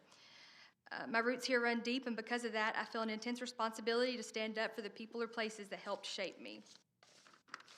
Literature, especially from diverse voices, gives us the language to process our collective history. It preserves the beauty and the pain, the triumphs and the regrets. Libraries are where those stories live, waiting for us to find them. I stand here to speak as a survivor of childhood sexual abuse, as a voice for the very kind of child that some of you claim that you want to protect. I could tell you that I guarantee you how my abuser was not inspired by a book he found on the library, but he certainly was empowered by the Southern Baptist preacher that looked me in my face and told me my abuse was part of God's plan and that I should forgive him because that's what God wants me to do. But that doesn't change my faith, and I'll still try to appeal to you as a fellow Christian, because after all, that's what the guise of this crusade is blanketed in. Maybe I should quote the scripture like Revelation 3:20 that says, "Here I am, I stand at the door and I knock. If anyone hears my voice and opens the door, I will come in and eat with the person and they will with me," to show that Jesus was direct in his command, that his relationship with others should be by invitation and will, not by forced or by legislated. Romans 14:12, which reminds us as Christians that we have individual responsibility before God, not an accountability to human institutions for the matter of faith. Or Matthew 22:21 that says that he said to them, "So give to Caesar what is Caesar's and give to God what is God," which is clear that there should be a distinction between the realms of government and the realm of God. But I want to speak to you with a little bit of context because I'm so sorry that even though I was born here, I do now live in Macon County and came here from there to speak to you. But I come here to bring a little bit of context because when this all started in July of 2021, by happenstance, I walked into that commissioner's room where I met our friend, Mr. Gaston, for the first time. I sat there and I heard speaker after speaker rise to condemn a simple pride display at the library. Their words dripped with fear and venom, and I felt my son's hand tighten around me because he was scared. In that moment, I couldn't stay silent. I spoke not because I planned to or because I wanted to defend the library, but because I stood as a mother and a community member and someone who believes in decency and truth. I knew that everything that was being said and the attacks on the individuals that the pride display was meant to serve was wrong. It was from a place of hate and misunderstanding, and it was just wrong. We're here tonight because what started in Macon County 4 years ago failed. The commissioners saw through it and it failed. They couldn't do it. They waited till an election. The new commissioner still didn't buy it. So then they came to you. The last board didn't buy it and told them no. That's why you signed the agreement last year. So they came to the new ones. And honestly, I think you should be offended that they thought so little of you that they could trick you into doing it.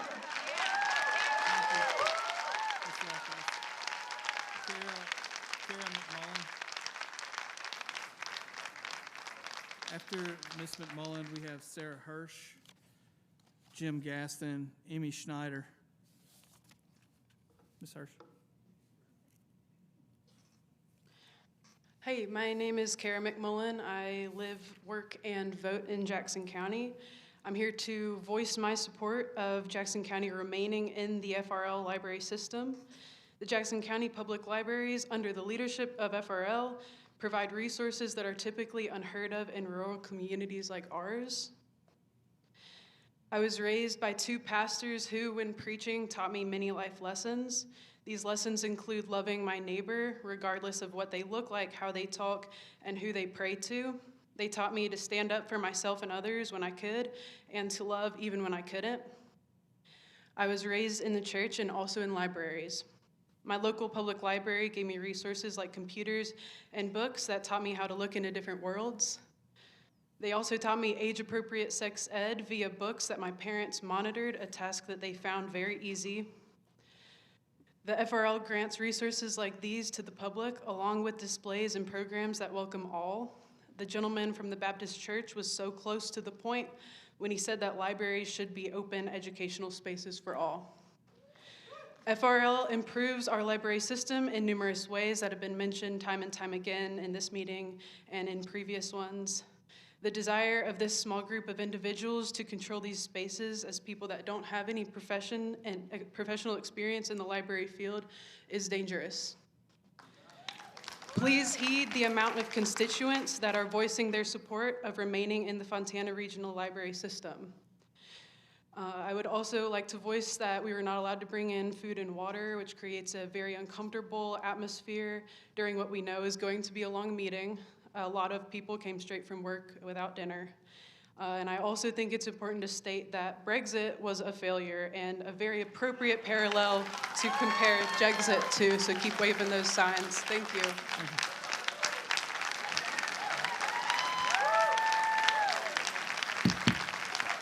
Order, please. Next up, we have Sarah Hirsch.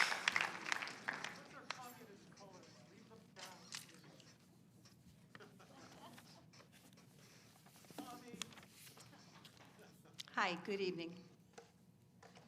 My name is Sarah Hirsch, and I'm a longtime educator, Spanish English interpreter, and when we moved here, I started working for nonprofits, including the nonprofit Awake, which actually does protect children who are victims of abuse. Now I work for another one, and I continue working for other agencies such as the Cherokee Tribal Court, and I do my best to bring equity and inclusion to our community. So I have a couple questions. One of them is, who is giving you this legal advice? I mean, you know that there's going to be a lawsuit at some point if you go this route. You know, I'm not threatening, I'm just stating a fact. So who is giving you advice that this is a good idea? That's one. Order, please. Number two, a previous speaker came to the podium with a Bible. Okay, cool. But I have read the entire Bible, both books, Old and New Testaments. I'm not currently a believer, but I respect those who are. And the Bible has more dirty stuff in it than anything I've ever seen in the library. I mean, come on. I mean, should I go through the list? Sodomy, masturbation, okay. So I'm sure that's in the library somewhere, and probably in a children's version. So I don't know. And I also want to say Happy Pride Month to everybody. Okay? Yes. Okay. Now, tourism. We survive on tourism, do we not? And we have a nice big sign at the juncture of, downtown that says, "Excuse our dust," right? That's nice. But should it not say, "Excuse our ignorance, our bigotry, our closed-mindedness"? And why, in heaven's name, would a smart, budget-conscious tourist even choose to come here now? Now that you have made very clear who and who is not welcome here. And I can just hear it. "Hey, honey, let's go to Western North Carolina. Let's go have some fun. Let's just stay in Asheville." Thank you.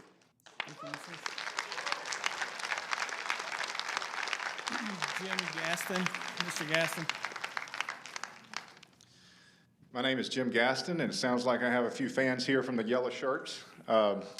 I've supported the libraries in Western North Carolina for the last 12 years along with my family.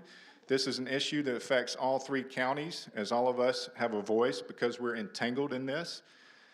Tonight you have heard disinformation and emotion from people who don't understand the conflict, but let me give you a few background facts. There was never library controversy until the American Library Association, of which the FRL staff are members, decided several years ago to move libraries to the left. That statement came directly from the former ALA president, who is a self-proclaimed Marxist.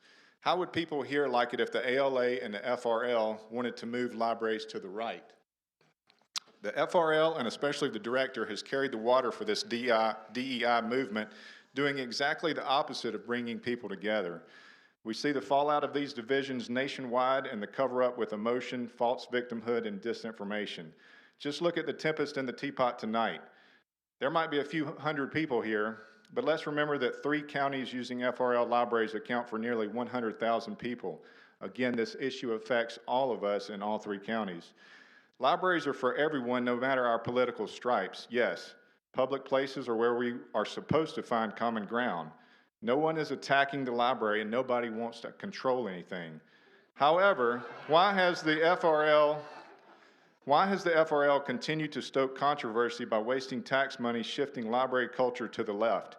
To this day, the FRL has tampons in men's bathrooms, staff using pronouns, as well as the constant displays promoting books of gender dysphoria to children. There has also been BLM flags along with unlocked medicine cabinets, all of which create huge liabilities in regard to recent legislation in the North Carolina legislature. And I know that you guys are aware of this. Many people behind me are not. So why should Macon, Swain, or Jackson be forced to work together under controversy and liability while the FRL has no accountability? How would people like for tax dollars at the FRL to back the blue or celebrate and promote ideas front and center such as homeschooling, traditional family values, abstinence, prayer, adoption, pro-life, dangers of STDs and drugs, or America First? All of these topics are popular nationwide, yet the FRL does not recognize any of them with library culture or preference, nor should they. The majority of people don't want to ban books or push an agenda. We just want a library to be a library and not an activist center. Keep it neutral. It's really that simple, Mr. Letson. But some here tonight have clearly stated they are fine with moving libraries to the left, thus furthering conflict. Your job is to represent the 44,000 people of Jackson County, not only the vocal minority pushing their agenda. The FRL has refused to compromise and refused to address these problems they created by politicizing. Thank you, Mr. Gaston. Order. Order. Order, please. Hey, we can stop comment now if no one can be, respectful. So, Emily Snyder. Next up, we have Matthew Naughtons, Sophia Karn, Mackenzie Twine. Hi, my name's Emmy Schneider-Green. I'm a Jackson County resident. I was one of the probably hundreds of folks at the last meeting who wasn't able to speak because we were moved into the overflow room with no Wi-Fi or info. Wanted to talk tonight not because I think I have anything to say that you haven't already heard from your hundreds of constituents or that I could change your hearts or minds, but just because I'm happy to do my small part in making this process as uncomfortable and drawn out for you as possible, and to just be one more voice reminding you that even considering pulling out of the FRL or shutting the library down, which we literally have you on film laughing about, you're not doing the job you were elected to do, which is to serve the entire community, not just the people who think, look, and cast judgment the same way as you do. You already know what the library means to this community. I don't have to tell you that it's a place for connection, internet access, help with taxes, job applications, legal aid, and so many other resources that I and so many people would love to see your budget plan or your plan for how you would find the budget to replace that should we leave the FRL. I'd also, like so many, love a list of these pornographic book titles, since people keep referring to that. If that's the main issue here, that seems like a pretty easy list to provide. I feel quite sure that for your minds to be changed, you'd have to actually frequent the library you're attacking and talk to some of these neighbors you're so quick to villainize and deem less than because they don't look, think, live, or love the exact same way you do. Super Jesus-y of you, by the way. So I'll just say thank you, actually, because just as Hurricane Helene made us realize we're not safe from the effects of climate change here in our little bubble, your actions have brought into stark relief the fact that Jackson County is also not immune from the bigotry, hate, and fear-fueled politics we see playing out nationwide. As one speaker so perfectly stated last meeting, your efforts to silence a group of marginalized people will fail long term, but I do think your actions have sparked something more lasting here. I'm seeing people wake up, organize, attend events, attend meetings like this in record numbers, get involved, and lay plans to run for office and beat you during the next elections. You might be clouded by ignorance, hate, and narrow-mindedness, but rest assured the people who make up the majority of this community are wide awake, or woke as you might say, and won't let a small handful of individuals on the wrong side of history drag this county backwards with you.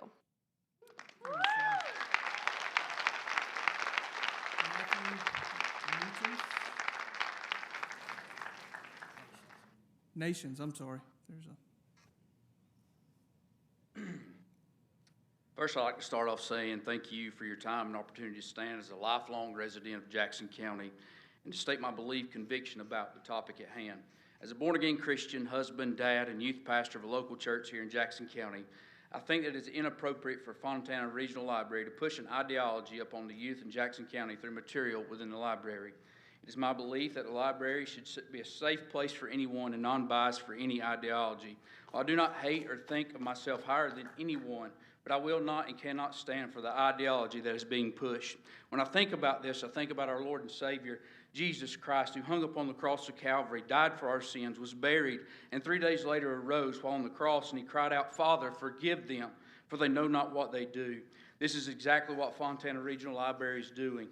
They know not what they're doing by pushing an ideology upon our children through certain materials that have no place in the library. Reading challenges the mind and shapes the way we as citizens of this county think. My wife and daughter frequently visit the library and enjoy reading and activities in the library. It would be inappropriate for my 10-year-old child to read or view some of the materials that FRL holds in the library. It is not the job of the library to parent my child and teach them the views given in those genres of books. That is mine and my wife's responsibility to parent, teach, and inform. This is why that type of material shouldn't be in the library. It shouldn't have to be a thought of a parent to wonder what their child is viewing while in the library. It should be a safe place to enjoy. So it is my belief, conviction, opinion that we do not stay in the Fontana Regional Library for the reasons of pushing an ideology upon our youth, financial reasons like it's already been stated, and for the sake and purity of our youth in our beloved county. I ask the county commissioners to please withdraw from Fontana Regional Library and make the library in Jackson County a standalone library. Thank you for your time, and God bless you. Congratulations. Sophia Karn, Mackenzie Twine, Christine Kane. Sophia Karn.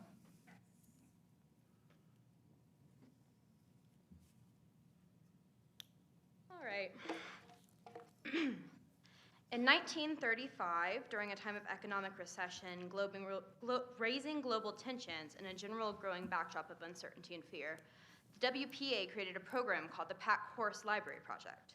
This initiative sent librarians with books by horseback and on back and on foot through rugged terrain to provide sought-out resources for rural Appalachians who had been essentially abandoned and forgotten by everyone else. I come here to you today, growing up in Jackson County. I have lived here my entire life. I've attended church and school and social events here. I've come here understanding the fundamental Appalachian value of looking out for each other and providing support for our communities and our neighbors. Something I'm beginning to see has been forgotten. I grew up attending the events the library facilitates, providing essential moments of break for my parents and even more essential building skills for me. When I say I'm deeply rooted in the library, I mean it in every sense imaginable. Libraries have taught me not only to be an intellectual, artist, and reader, allowing me to conceive an alternative imagined reality and other ways to live and experience life, but also how to use empathy plentifully, persevere fiercely, and hold curiosity close. The threat of splitting the Fontana Regional Library System is detrimental to the services provided, services whose impacts and reaches extend far beyond what's made relevant on paper.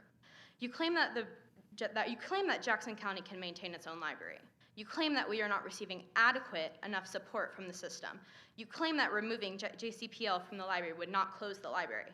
I think you are drastically underestimating the consequences that may result from this decision. Not just for us, but for our surrounding communities that we have an obligation to look out for, because that's the Appalachian way. You claim that you do not want ideologies pushed onto people. Is it only okay when it's your ideologies that are being pushed? You claim that you are mining.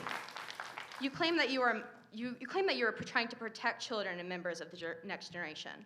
Well, I'm here as a member of the next generation, looking at many of you who claim to speak for me and telling you that I can speak pretty well for myself, and I think that you should sit back and listen for a second.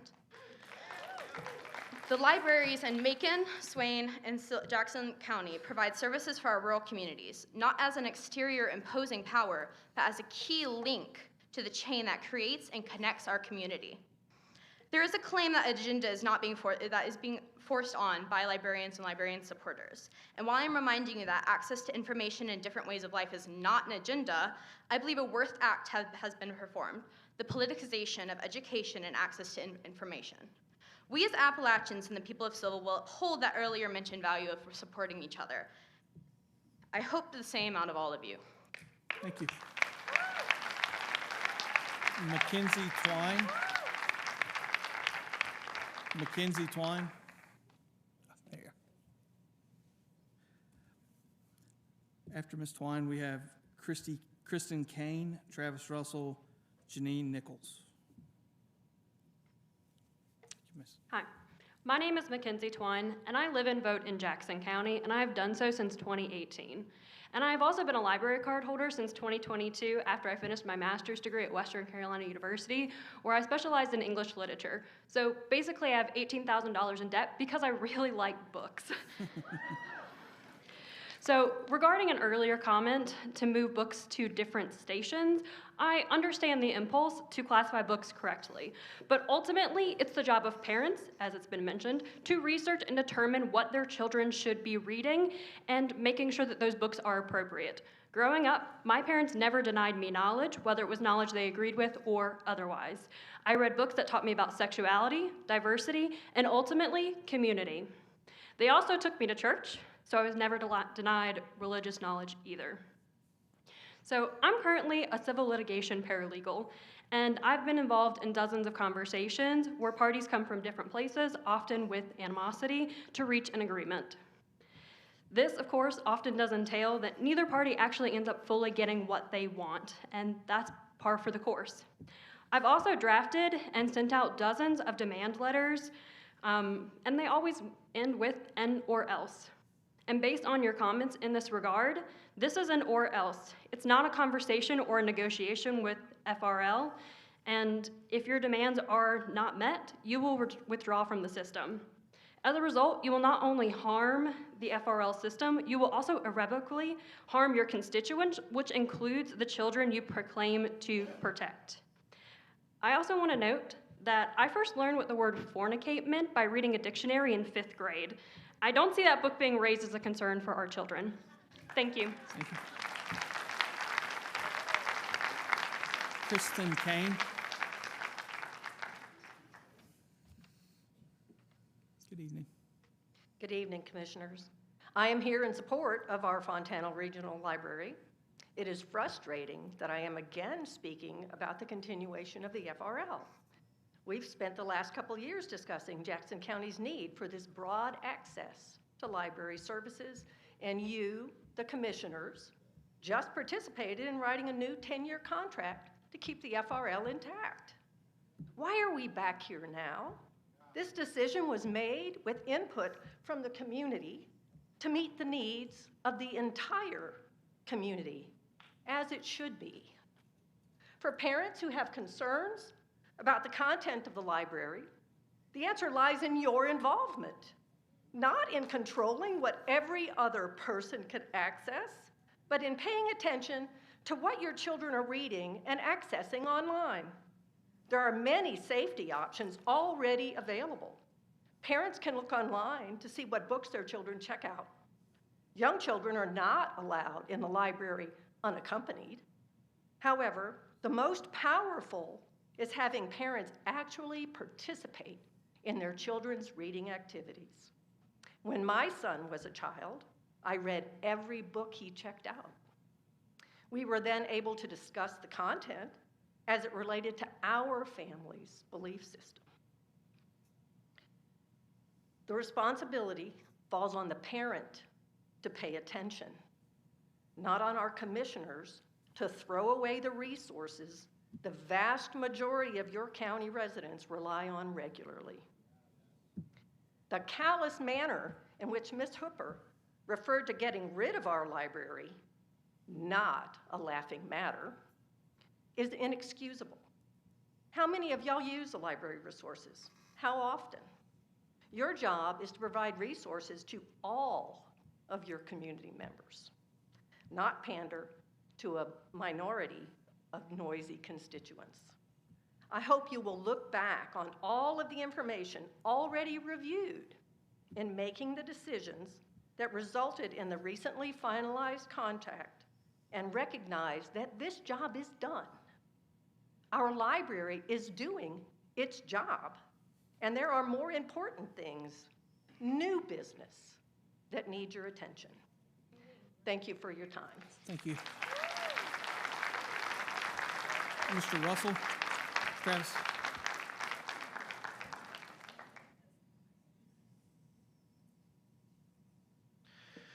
Thanks for taking the time.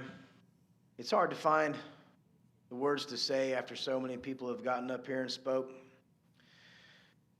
Everybody wants to come up and quote a Bible verse when it works in their favor. Everybody wants to say these parents should be doing their job and monitoring what their children are looking at. All parents are not perfect. Some kids have zero supervision. Some kids get dropped off so their parents can go have a beers. Parents are not always around. Nobody wants to shut down a library. Nobody cares if you're gay. Nobody cares. I've said it before. Nobody cares. Nobody's trying to shut out a certain group of people. They're simply trying to preserve the purity of children. And if you want to allow your children to look at that stuff, then go get it for them. If you're okay with it, go get it for them. But it should not be publicly accessible. The book that Mr. Jennings was referring to is a book called This Book is Gay. And it does literally give step-by-step instructions on how 13, 14-year-old children can get on Grindr and go have random hookups with strange gay men. It's there. I saw it. I looked at it.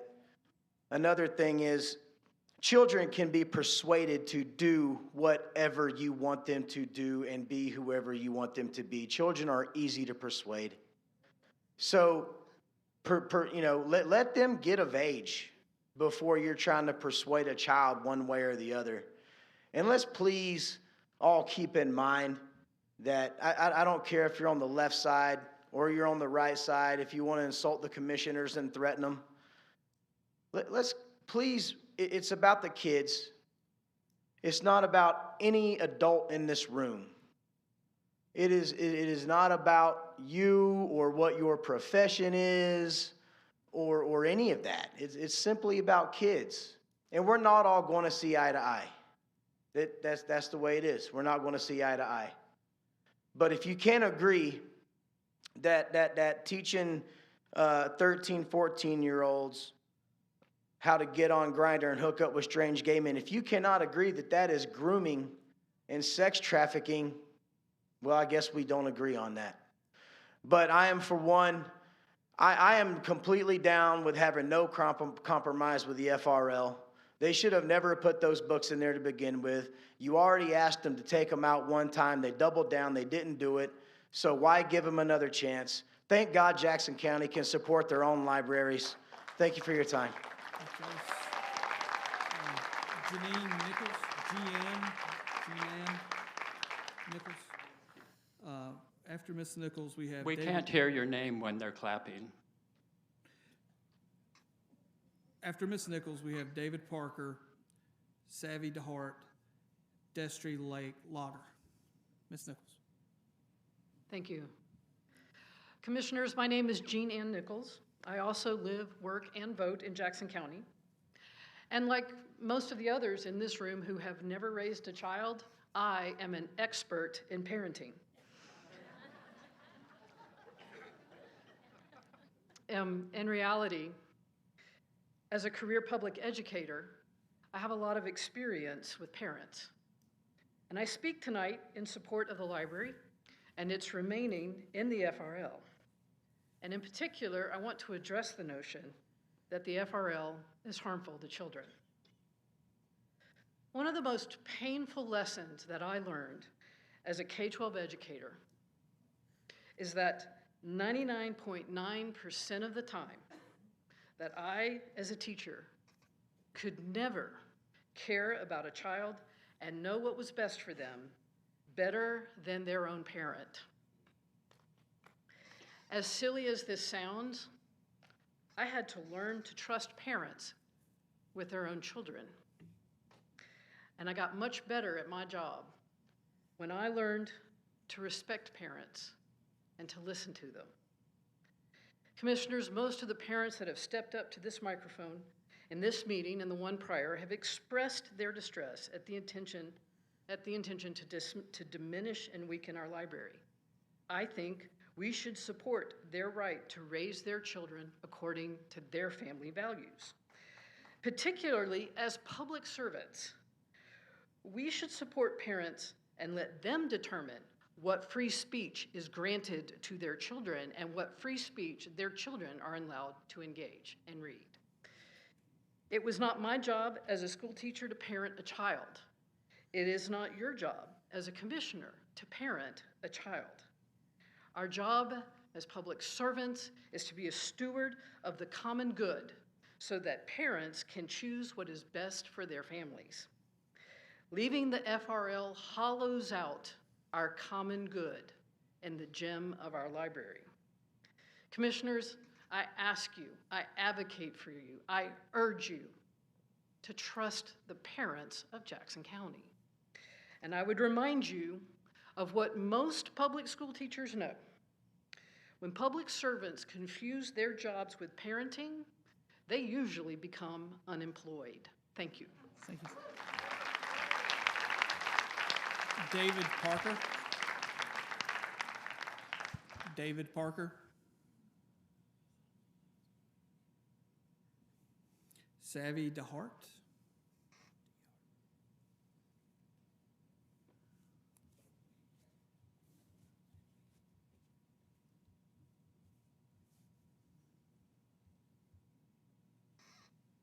Good evening. Thank you so much. I want to say thank you for hearing us all speak this evening. I do work for the Jackson County Public Library, but I'm not here to represent that library or the Fontana Regional Library System. I want to, from the bottom of my heart, thank everyone here who supports our libraries. I'm not going to debate the efficacy of sexual education with you. Just look at the CDC, the WHO, or you could go on to NC Live and find multiple systematic reviews on how sexual education lowers teen pregnancy and STI rates. as well as helps youth recognize risky situations with potential child molesters. Whether you agree or not is up to you. I want to take a moment and talk to you about our staff who continue to deliver the same high-quality service while you contemplate our future. I have the privilege of working with some of the kindest, most diligent, caring, and patient humans on the planet. We provide tech help for patrons who are struggling to use their new smartphone. We provide a helping hand to those who seek it. We provide a summer learning program for children that rewards literacy. We provide a safe, clean space that transcends class. We provide book recommendations to those who seek it. We are notaries, catalogers, book wranglers, and parents. And above all, we do not push our personal beliefs on others.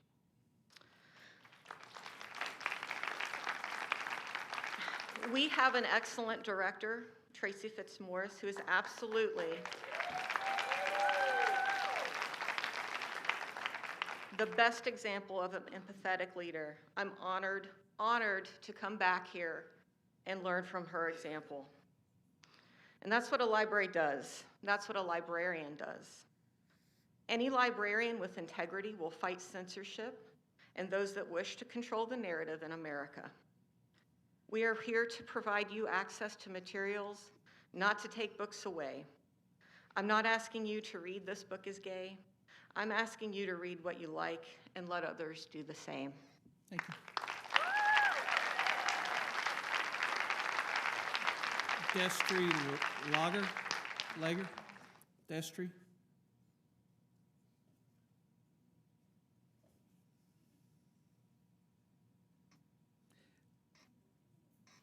Next up, we have Cynthia Faircloth.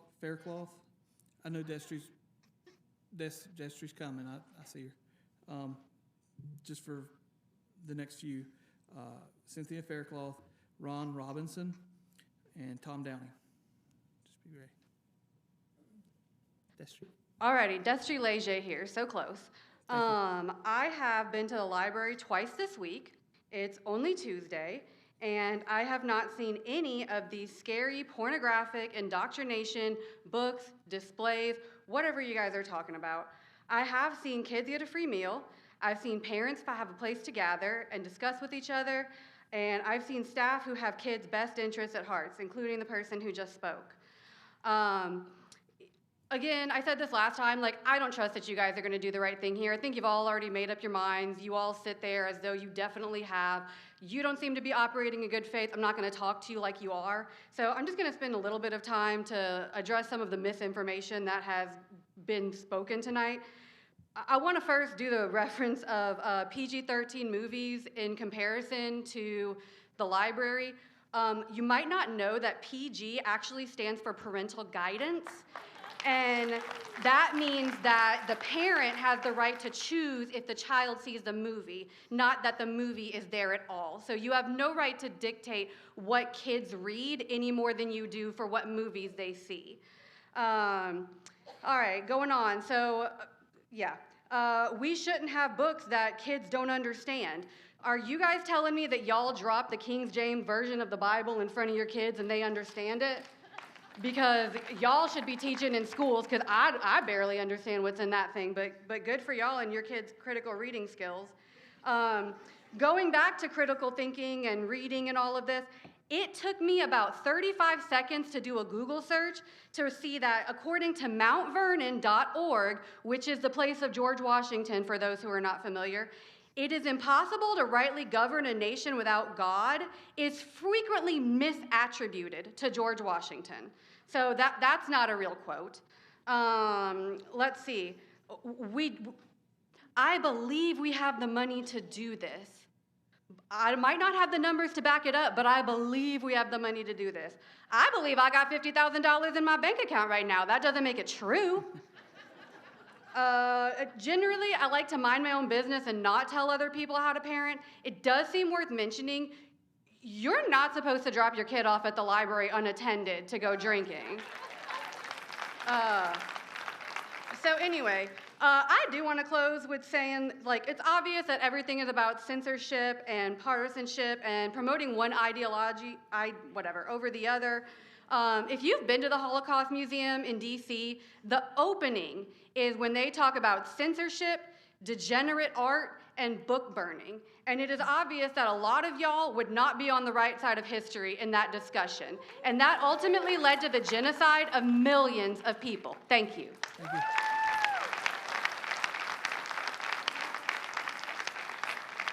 Cynthia Fairclough. Hi, it's Cynthia Faircloth Smith. I'm Smith. a hyphenated woman. Good day. So, yes, I'm and I'm a sorry. lefty. And this is a rebuttal of being called a communist 2 weeks ago. On the way home from Dillsboro Recycling Center, my husband and I had another of our in-depth conversations about the latest book he is listening to, obtained from the Jackson County Library, That Den of Communism and Iniquity. His recent read is an account that explores the shenanigans of the Russian communist revolutionaries who, once their cleansings were over, turned their attention to the wine industry. All things being equal in a communist state, the new leaders ordered that all the wine bottles be stripped of their labels, with the only designation being white and red. Thus, a Boone's Farm and a Mogan David were as good as a bottle of the finest Bourguignon, and a Rhine wine as good as champagne. Each bottle was as good as the next, no matter the quality, and cost just the same, as I have said, all things being equal. The new ruling class took it upon themselves to decide that no one had a clue what they might be drinking, and the popular wine tastings became a game of Russian roulette, literally. I tell this story because the word communism was lobbed at proponents of the Jackson County Library by a few red shirt crew and their comrades a couple of weeks ago. Put your sign down. Instead, one of their faction insisted that our commissioners not listen to the voices of the many because they were wrong, and he and his 15 or so cohorts were right. To hell with democracy. So I pause to say, will the real communists in this room stand up? A few from the Macon County have ventured into our territory to tell us what we and our children can read. They wish to oust a professional library staff who are infinitely more qualified to manage a collection through various affiliations with a National Library Association than some communist wannabes from Macon County. It became clear to me as I listened to the speeches who the real communists were. And what of the county commissioner? Thank you, Miss Cynthia. Thank you. Ron Robinson. Ron Robinson? Ma'am?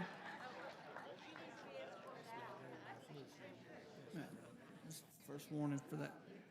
Hi, I'm Ron Robinson. I'm in business, and I appreciate the fact that you all are sitting up here and processing all of this. Thank you so much. I know it must be hard on you all too. I want you to know what a pleasure it is to be here tonight with both sides being represented, and you're giving us all a chance to be heard. Thank you. I don't believe in some of the things here, but in your role, if I was in your role, one of the things I would be doing is thinking about this like a business. Many of you are in business. And one of the things that I would like to do is think about bringing both groups together, representatives from both groups, to talk about this and come to some kind of an agreement that meets the needs of both. Some people think that compromise is losing things. There are also ways in my work where you can bring things together and meet the needs of both. And that would be nice if we could do that here. There are a couple of things that I would ask you all to think about. If you're not brain dead already, I'm just about there myself. But I want you all to think about a couple of things in business as well as in our communities, if you wouldn't mind. First of all, the people in the library are represented by all the people here.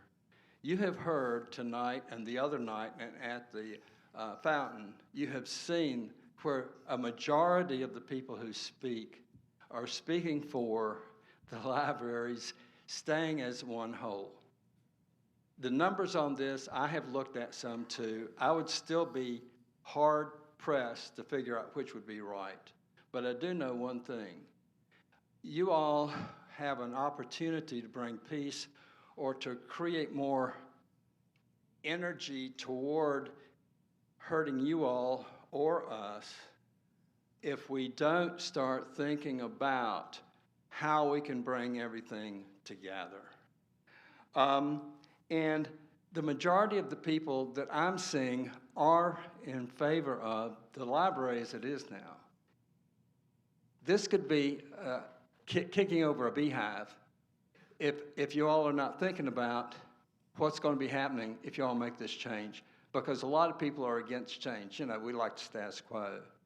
And you're going to be upsetting a lot of this community and kicking over a beehive, I suspect, if you're not careful about that.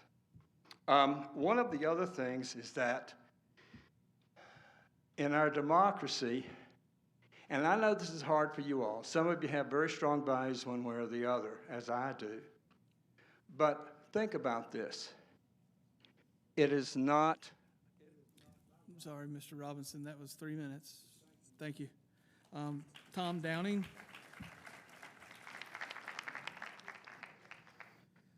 After Mr. Downing, we have Adam Bigelow and Lucy Christopher, Terry Cole-Smith.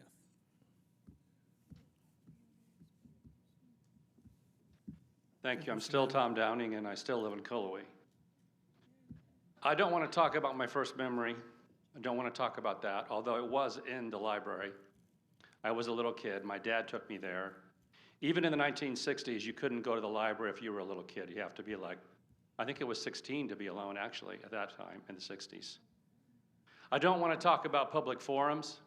You can go look that up on Coates Canons. It's at the UNC School of Government. Your attorney can show you there's at least three posts about a public forum. That's what a display is in the library. It's a public forum. You can read about that. I don't want to talk about that. I definitely don't want to talk about the book Gender Queer, which I'm surprised no one has mentioned tonight. It's a wonderful book. I hope everybody will read it. I think the library has 7 or 8 electronic copies you can check out. It's a book that will really help you understand there are more than just 2 genders. It will tell you, you can certainly see that. I'm not here to talk about that. What I'm here to talk about is 518.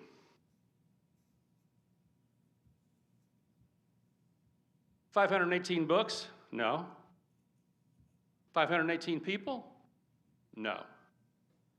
518 times these guys raise their cute little red signs? No. There are 518 days until November 3rd, 2026. 3 seats are up on this board. That's a majority. A new board of commissioners can rejoin the FRL if it still exists or not. We shall see how well it works if you exit the FRL, and we shall find out if the voters who turn out in November of 2026 care about belonging to the FRL, or if they care about your ideas of inclusion, of diversity, of love, of fairness, of community. We'll see. Thank you. Thank you.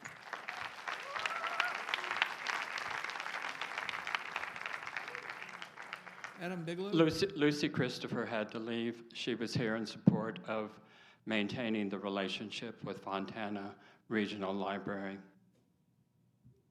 Adam Bigelow?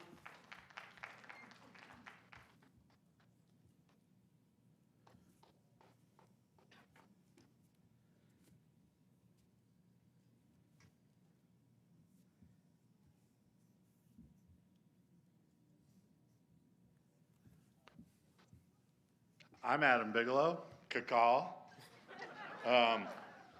So I'm the proud son of a children's librarian. I'm a proud son of a librarian. I expressed that to y'all when we were here last time.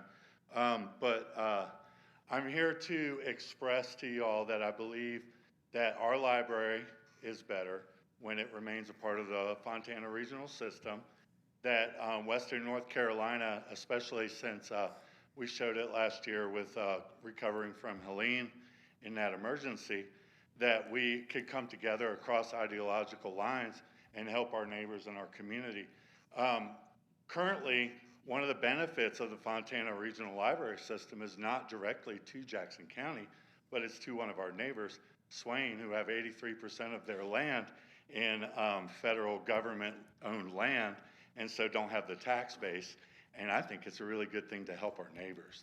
I want to say that there is a book on the shelves of the Jackson County Public Library and the Fontana Regional Library System that has the following language in it.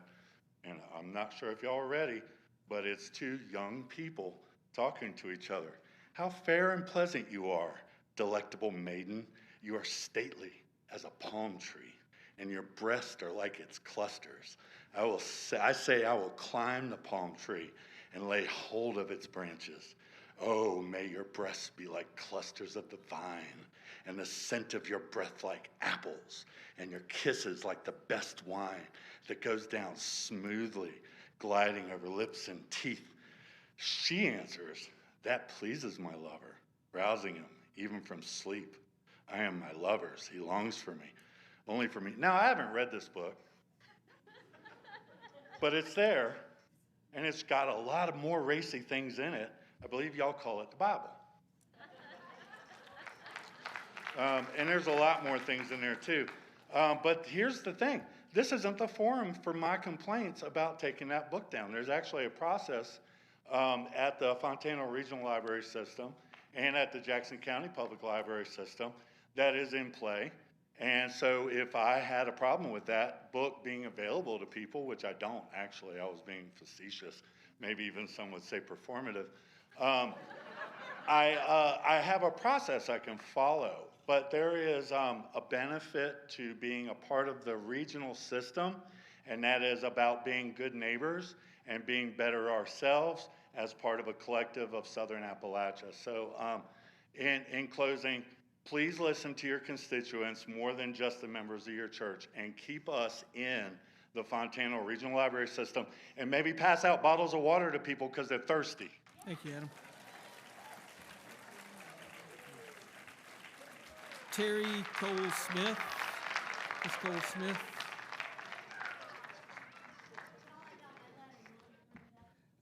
If you could just set it right there and we'll grab it right after. There's only a couple left. I like it when you guys read along, though, because then you seem to pay more attention to me. So, I guess I'll just leave it there. I also wish I had water, and I also will say Brexit was a failure. 2 points I was also going to make. Thank you. Have I started? Okay. Good evening.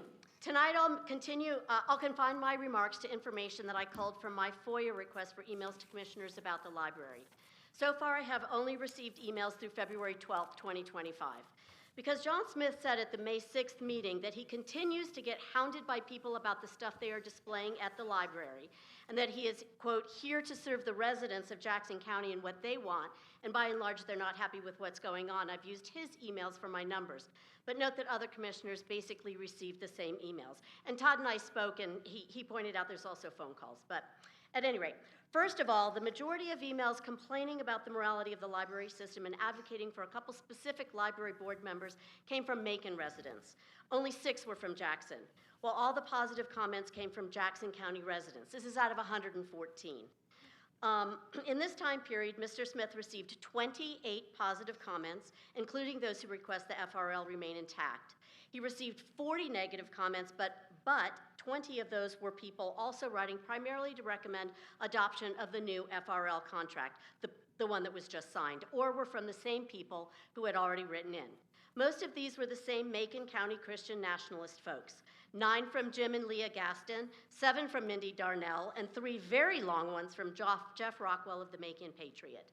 These 4 folks sent letters that were 4 to 14 pages long, and several of those long letters were forwarded by others. So of the 114 letters that John Smith received, 19, that's 16%, were from the same 4 Macon County people. More if you count the number of times the letters were forwarded by other Macon County residents. Then there were the 14 letters from mostly, if not all, Macon County folks who wrote recommending specific people, Marva Jennings, Deborah Smith, Lori Richards, be placed on the FRL board. Of these, 5 of them were exactly the same letter, and several others were modified versions of that letter. Use of the same letter was also true for people who urged the commissioners to sign the amended FRL contract. Same one. I won't go into why or how there was an obviously planned campaign on the part of the Macon County conservative Christians to ignore the library recommendations for board members and to stack their choice of word, not mine, the board with their own, with no transparency that might have allowed Jackson County residents to recommend board members. Antoinette McWatt wrote an excellent unanswered letter to the commissioners asking them this question.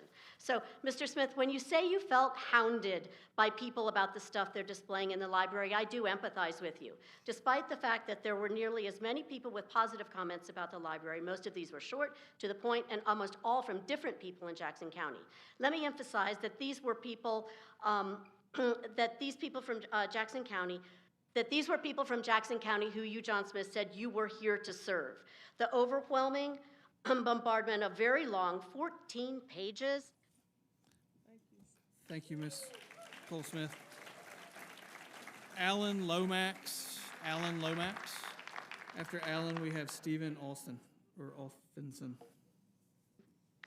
I'm Alan Lomax, resident of Jackson County. I remember 1964. I was 13 years old. My family and I sat around the single television set that we had in our house. On the television came a special program. It was about homosexuality, of all things. The people being interviewed had their faces covered, and the whole thing was looking at the issue from a very dark and scary situation. It was the first time in my life I had heard the word homosexuality, but I knew immediately that they were talking about me. I had no clue how to deal with that information, but it was the first time in my life that I seriously considered suicide.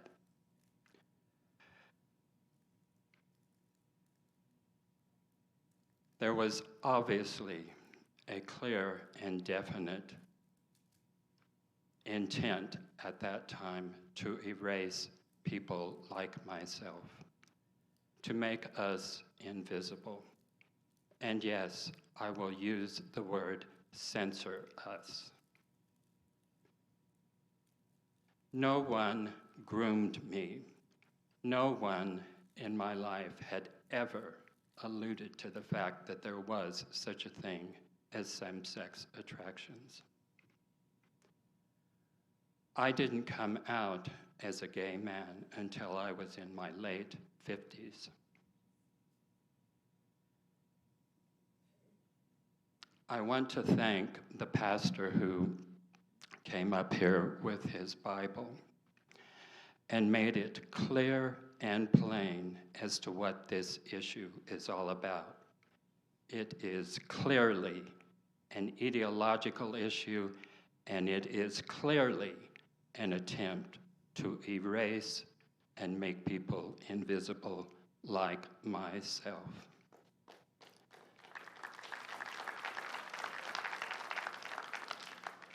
This has nothing to do with money, and the leaked email makes it clear and plain that this has nothing to do with money.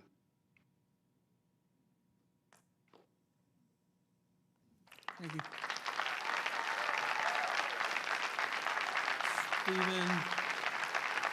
Stephen Alfredson. Thank you. Order, please. It's Anfinson. I Anfinson. apologize for my poor penmanship. I have an injured finger. Doesn't write well tonight. I'm going to keep this short and sweet. I'm just speaking as a very satisfied customer. I'm not a native of the area, but I've been here for over 10 years now. And one of the things that I value highly is the availability of the broad range of materials for the Jackson County Public Library and Fontana Regional arrangement. I probably, read on the order of, check out and read over 100 books a year. Even during the pandemic, when the library started providing curb service, I could request books and took advantage of that. So I'm very satisfied with Fontana Regional Library and its support they offered, and I hope that you see your way fit to maintain that relationship and honor the contract. Thank you.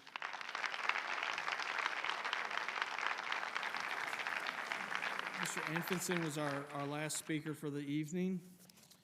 If we don't mind, I will ask for a quick recess of about 5 to 10 minutes for bathroom breaks, if anyone, and then we'll come back to our board agenda and wrap up what we have here and move into our work session. So is there a motion to recess for about 10 minutes? And a second? Second. All in favor? Yeah. Thank you all for coming. If you want to stay, we've got more comments coming.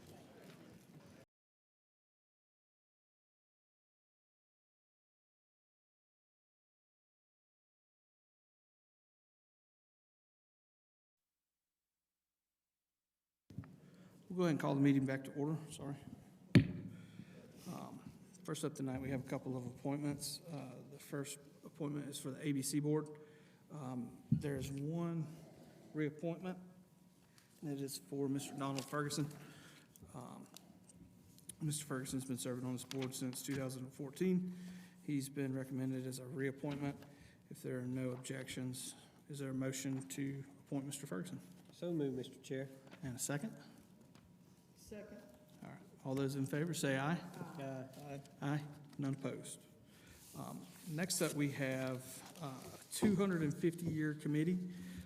It's currently being assembled, and we'll be contacting all those that have applied. If you're interested, it's the 250th year of America, and we are having a big celebration. There's a lot of grant opportunities with this, so please contact Ms. Winchester at the County Board Office if you're interested in serving on that board. With that, we do have a closed session meeting. It will be very quick, and then we'll be coming back for our work session meeting. Is there a motion to go into closed session? So moved. A second? Second. All those in favor? Aye. None opposed. We'll be back very fast. Y'all can just stay right here. Thank you.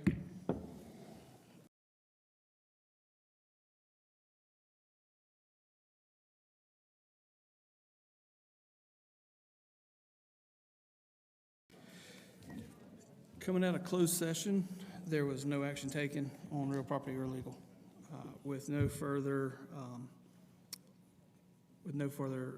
items on this agenda, I'll seek a motion for adjournment. So moved. And a second? Second. All those in favor say aye. Aye. None opposed.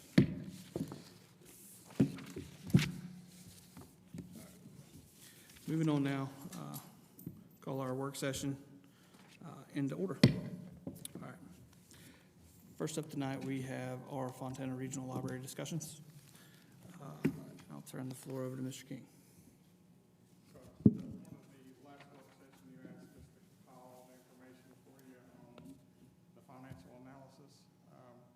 reached out to Fontana Regional staff, Lynn Cody and Tracy, and gotten a lot of information. Several years ago, they came up with, when this first started, there was a lot of information that's in the back of your packet underneath other options.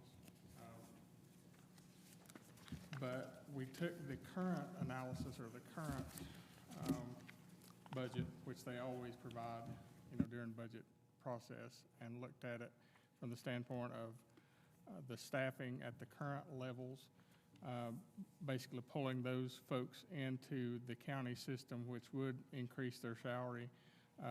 The benefits are higher because there's a retirement. Some of the individuals that were full-time, and there's 21 full-time and 9 part-time positions. Some of them did have some 401k. Not all the part-time, full-time had 401k, so basically this would be for everybody. So that increased it. So if you look at the first page, down at the very bottom, it's basically the staff and benefits of $1.607 million. Currently, we're paying FRL $1.298303. But now this is without any salary analysis as far as the position or FTEs.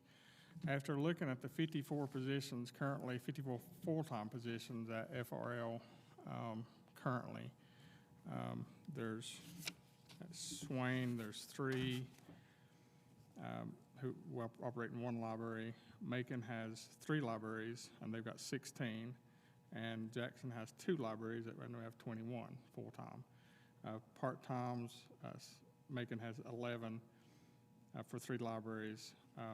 Jackson with 2 libraries at 9, and Swain has 3 part-time positions and with just 1 library. So did want to just bring that out. So there's really it's hard to quantify because they're on the same salary schedule at FRL.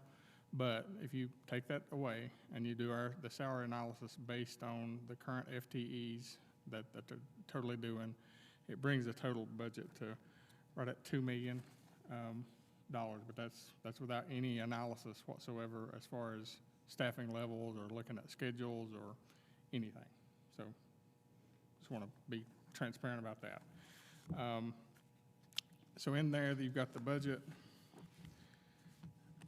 The current, we have talked several times to FRL staff, finance director and Tracy, and we've gotten a lot of information from them as far as the different programming, looking at the the Wi-Fi and the internet and all the different things. We do have, with Jackson, we are engaged with Boston West FiberNet, which also the FRL is too. So there's a seamless migration from that standpoint, all on a virtual server platform. So that would be easily. There would be an FTE for another person, which is also included in that $1.6 million figure. So going back to the projection, if you look at the 3rd page, 25, the benefit projection. For the Silva Library, it's $998,828, and that would include the 26 positions, and that would include the full-time. So anyway, we did then, basically that was pretty much the analysis at this point. It was just talking to what is currently here in Jackson County, looking at our infrastructure from the standpoint of the IT folks, looking at the network and the network capabilities, having our IT staff look at all of the different configurations, talking to the folks at FRL to kind of see what's on the ground, looking at all the radios that they work on, I think Aruba, as far as their radio for the Wi-Fi. So we operate that same thing.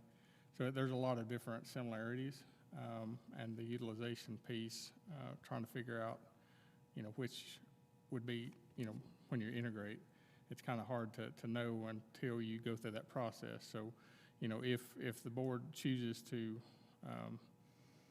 to divest of FRL, my suggestion would be, getting a consultant to walk us through the process from the standpoint of the staffing patterns, things like that, because there's no regularity from the standpoint of, if you look at, other counties, we have to look at Jackson, what we're currently doing, because, if you look at the funding, Macon is paying right at $1.2 million for 3 libraries with 16 people full-time, 11 part-time. Swain is at $255,000. They've got 3 people full-time, 3 people part-time, and then us at 2 libraries, taking consideration our main, the main library in Silva is bigger, square footage-wise, but it's still at 21 and 9. So we just have to look at all of those when we went through the process. But this gives you a good scope. Have reached out to several counties that are singular around us, working with them, and I've talked to the county managers of both Swain and Macon, and we've looked at their budget requests and everything. So we're pretty confident with some of these, most of these numbers. It's just and have reached out to NC Cardinal, about getting all that stuff. So all of this is pretty accurate from the standpoint of the best case scenario, which is around $2 million, which is about $500,000 more than we're paying currently. However, it doesn't not take into consideration any of the staffing patterns. So because we're not to that point yet. So, but Does the number of employees include Albert Carlton Library as well? 21? Yes. Includes Albert Carlton, okay. Yeah, if you look at on page, I got this from Lynn. Let's see. So I was trying to find. If you look on page 4, it'll be a little like this. It'll actually give you the employee, the grade that they're doing, whether they have a 401k, what the FICA number is, what the medical insurance is, and whether it's full-time or part-time positions. And it's at both at the Albert Carlton Library and the Silva Library.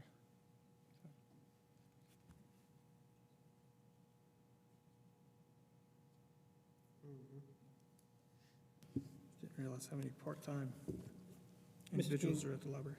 Mr. King, I do want to take a minute and let's dive into the NC Cardinal and Libby, everything like that people's concerned about of losing. What you're proposing, we are going to stay in those, that we're going to have access to those services, is that right?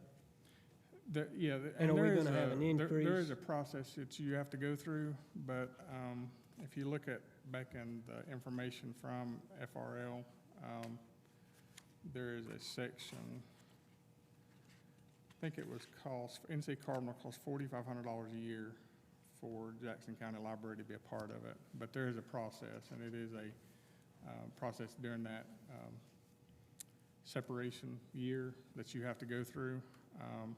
And it is, they have to be awarded. So there is a process you go through. I have talked to the NC Cardinal folks, and they, they're receptive, to that. If you choose to do this, then we can go through that process. As far as other counties, how much more are we spending than other, as far as Macon and Swain County? Well, if you, and see, there's no really good way, because I didn't do a square footage comparison, because it's really about books. And so if you looked at just the amount of libraries, Swain is doing around $250,000 for one library. Macon is averaging about $400,000 per library, and we're doing about $700,000 per library. So if you look at it comparatively that way, but that's not a really good way to look at it. You need to look at the services that are offered. There's all kinds of variables in there, so I can't definitively say if it's good or not. It does seem to me that Macon County has 3 libraries, and it seems to me that they need to step up and pay their part. I mean, everyone in this room is Jackson County, not everyone, but anyone in this room that is a Jackson County resident should be able to agree with that they should pay their part, along with Swain County. They seems like a whole lot less than what we're spending. You're also managing those 3 libraries with less employees than what we have. 5 less full-time.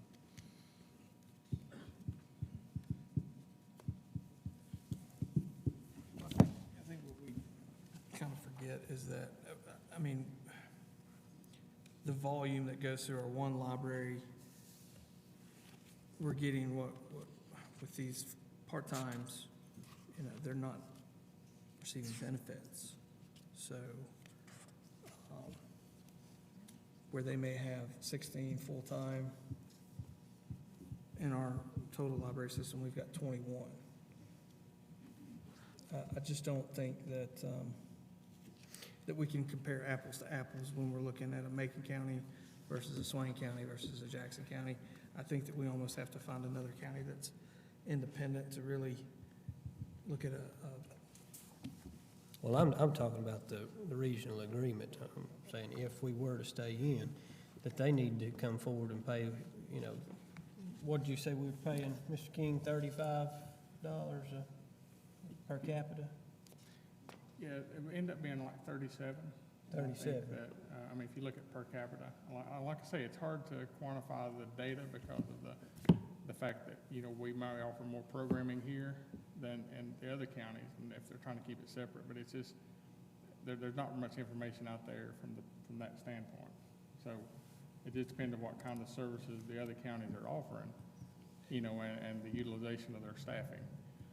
If you look at, on that same spreadsheet, there's a, you know, regional approach there's 4 part-time or 4 full-time positions that spread equally amongst all of the libraries.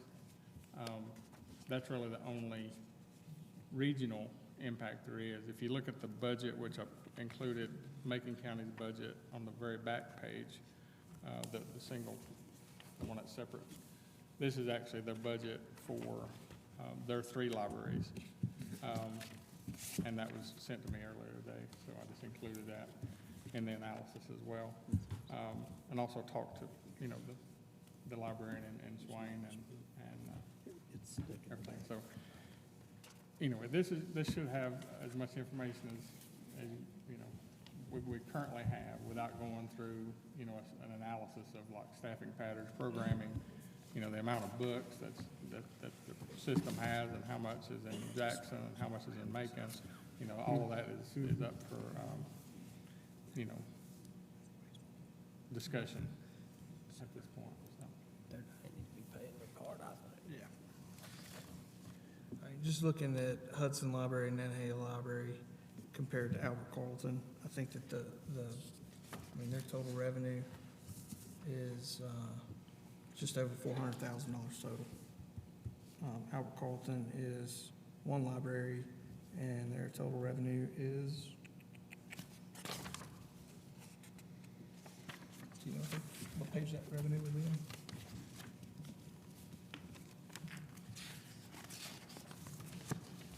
There we go. Total revenue is $442,000. So we're already seeing a higher volume at Albert Carlton Library than we are in 2 libraries that are in Macon County.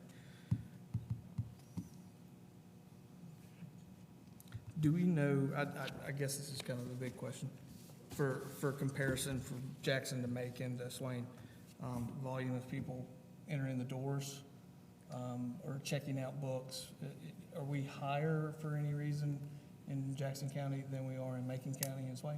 Yeah, I wouldn't venture to say. I've not checked that analysis, but we can, and I think they call them encounters, but we will, I'll try to get those numbers to you. Yeah, that would be helpful, just kind of understanding, you know. We can also ask for the different utilization as far as check out using the NZ Cardinal or the regional system as far as the courier service and things like that. So I think that would probably be beneficial as well. Okay.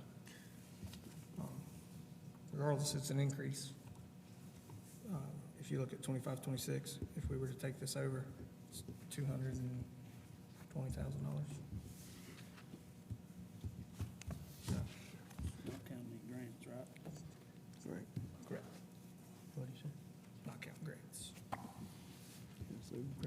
offset some of that. Yeah. May not.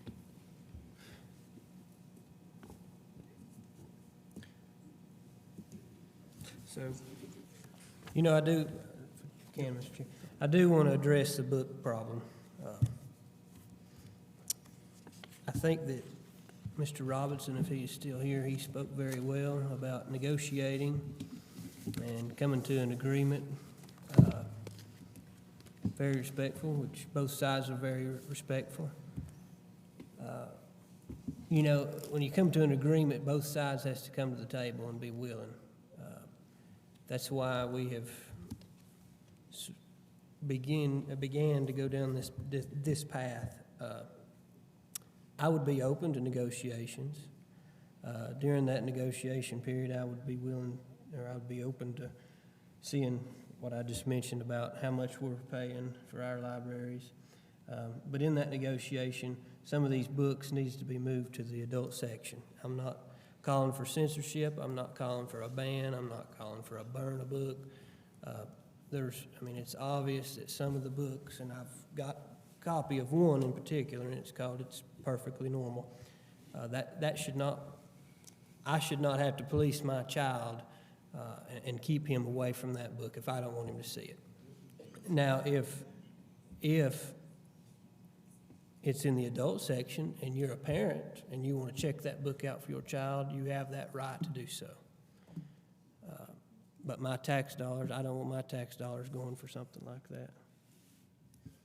And if y'all need a copy of it, we can get you a copy of it. I'm not going to read it here tonight because it's pretty disgusting and sick. I have my reservations about doing any of that. I just don't want to,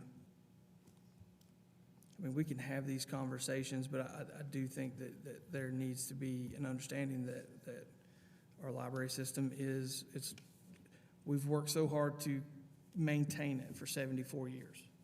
We've worked so hard to maintain it for 74 years. We've worked so hard to come to an agreement. I feel like if we can, one, maintain that agreement without stepping out of FRL, it's for the betterment of our county, just based on these numbers right now. I do feel like Macon should be paying more. Just even incrementally, you can see that there is a discrepancy in how the funds are distributed. But there's a lot of programming that goes on in our library that is beneficial to everyone, and it's not on us to police these types of materials. There are boards available. It's on us to ensure that they're doing their job. If people have concerns with a book, with a display, that they go through the proper channels. And if there's no compromise at that point, that's when they come to us. And I feel like that's the mode of action for every problem. Is we've been appointed to appoint people to the board, whether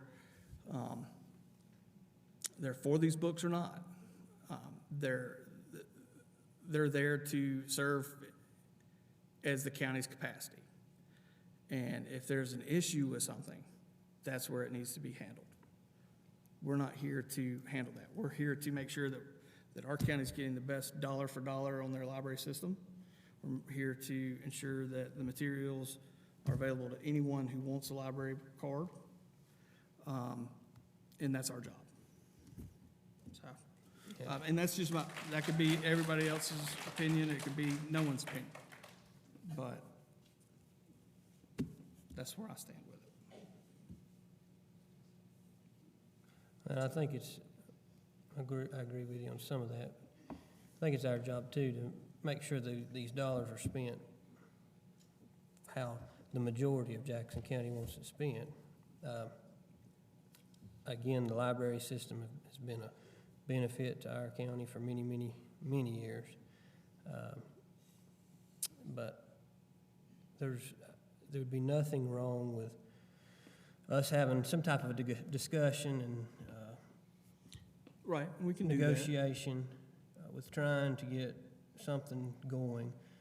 There's nothing wrong to ask for these books that are in question by Jackson County residents, whether some of these people don't agree with them or not, should be moved to an adult section. Do you think it would be prudent of this board to ask for a joint session with the Fontana Regional Library Board? That way we can directly ask questions, we can get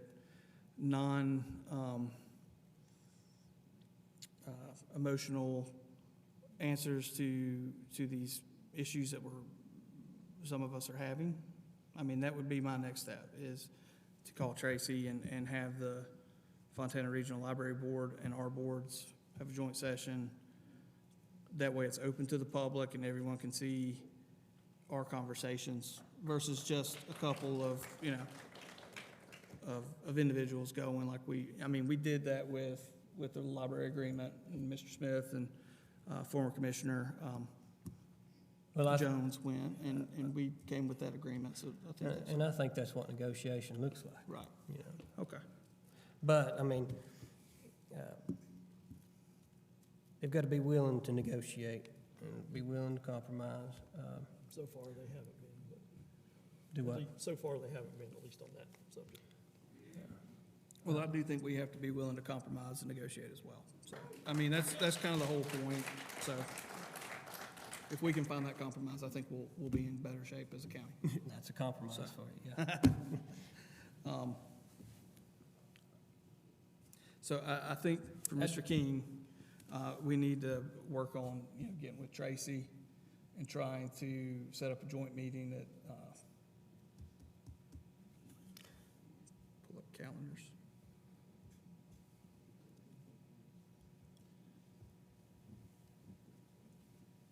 If that's the will of the board, let me say it like that. If it's the will of the board to have these conversations with Fontana Regional Library, we need to set up an appointment. I think that's what everybody's wanted all along. Yeah, it's just perfect. Well, I think it's wouldn't be right if we didn't try to negotiate. I mean, Right.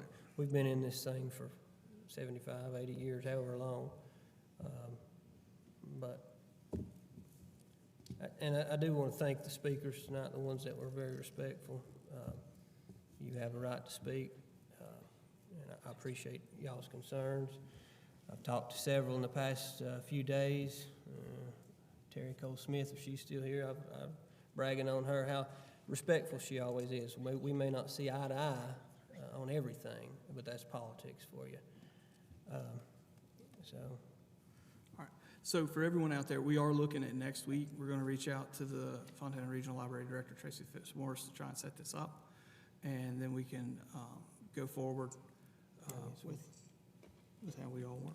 So make sure everybody wants Yeah, to do it. once we know, we'll put it on our county website. Hopefully, we'll have a few more answers to questions regarding volume, regarding, programming. That way we can justify or not, whether or not Macon County needs to put up a little bit more money or Yeah. how we would negotiate that contract. I think Macon and Swain both needs to fork some more money over. But we'll talk about that as we get more information. So where does this leave us on voting? What's that? Where does this leave us on voting on the FRL? I guess after the regional meeting, we would have to, what would that process look like, Mr. King? Would we want to have another, I guess our next meeting, we would have public comment and then? Yeah, we have a meeting on the 17th, so if we had the meeting with and I'm assuming you want it with all the FRL board members and the library? It would be helpful. Okay. Then we'd have to have that next week in order to have it the following week for the 17th. Okay. Or you could have one later in the month, a special meeting, just for that purpose of. And the location for this meeting? Excuse me? The location for this meeting? We Is could that probably gonna- have it is- at the courthouse, because there would be no, I don't know if there'd be public comment or not, since it's a work session between two boards. We'll Right. have to work through that on our policies and procedures as far as what we have in policy, so. Okay. So is everybody content with that? I mean, I'm fine with negotiation, but I'm fine with negotiation too. It's just, they've never wanted to do that before, so we'll see. that's all we can do is We see. can work ourselves out, so. If we're willing to negotiate, they need to be willing to negotiate. And it's from some of the speakers here tonight, it sounded like they were, so I'm hoping they'll come forward and negotiate, and we'll hash it out.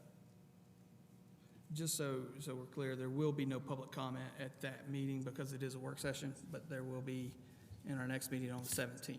So if there are concerns that come up, we'll have it at our next board meeting here. You know, looking at it financially, I spent an hour and a half with Kevin this morning, Mr. King, sorry. But looking at it financially, it is going to be an increase. I would like to dive into some of the, we have 20, what'd you say, 21 employees? 21 full-time. 21 full-time. And what type of services they provide. You know, it could be a list, it could be a list with a description. I'd also like to see Macon County, what they provide with their 16 employees, to see what we're getting, you know, for our dollar. And I'm sure it's gonna be good because, you know, you hear some good stuff about the library. All right. Moving on to other business, there is, would you like for me to talk on the cashier's public art? Cashier's public art? Oh, yeah. Okay. So we had a request from Vision Cashers to allow them to put some public art work on county property. And so there's 2 locations.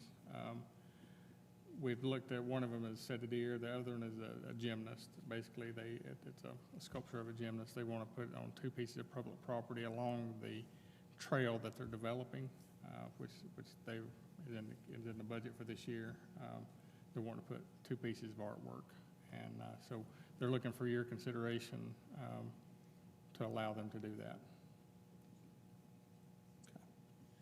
Is this artwork there permanently or just for display? It'll be permanent displays of artwork, yes. The locations are at the rec center, the main entrance. There's a pavilion, and the gymnast will be at that pavilion, and then the other is 5 Deer, and they'll be kind of in between. There's a dog park there. They'll be closer to Frank Allen Road, which has a wooded area, and it's right beside the sidewalk that goes to Boys and Girls Club and Cashers. And there's technically nothing going on right there that I'm aware of. I know they do have the Frisbee golf, but it wouldn't be impacted by those, so. And they've been doing a lot of different artwork around the community on their ramble, so I think it would be beneficial for them. It's kind of their whole art movement, which is really nice, and hopefully we can give them that little piece of property. So if there's no issues, I'll contact Paul in the morning. They're providing everything. They put the artwork up, they do the footers. I just need a consensus. It's not, I mean, that's fine. I just wanted to make sure y'all were aware that they were wanting to put the artwork there, so. So is there consensus to allow them to proceed? Sure. It's fine to me. If there's no other business, I'll seek a motion for adjournment. So moved. And a second? Second. All right, all those in favor? Aye. None opposed. Thank you, guys. Thank you to all the people that came tonight, and also especially all the EMS, the sheriff's office, the emergency medical people. They all did a jam-up job. So thank you all.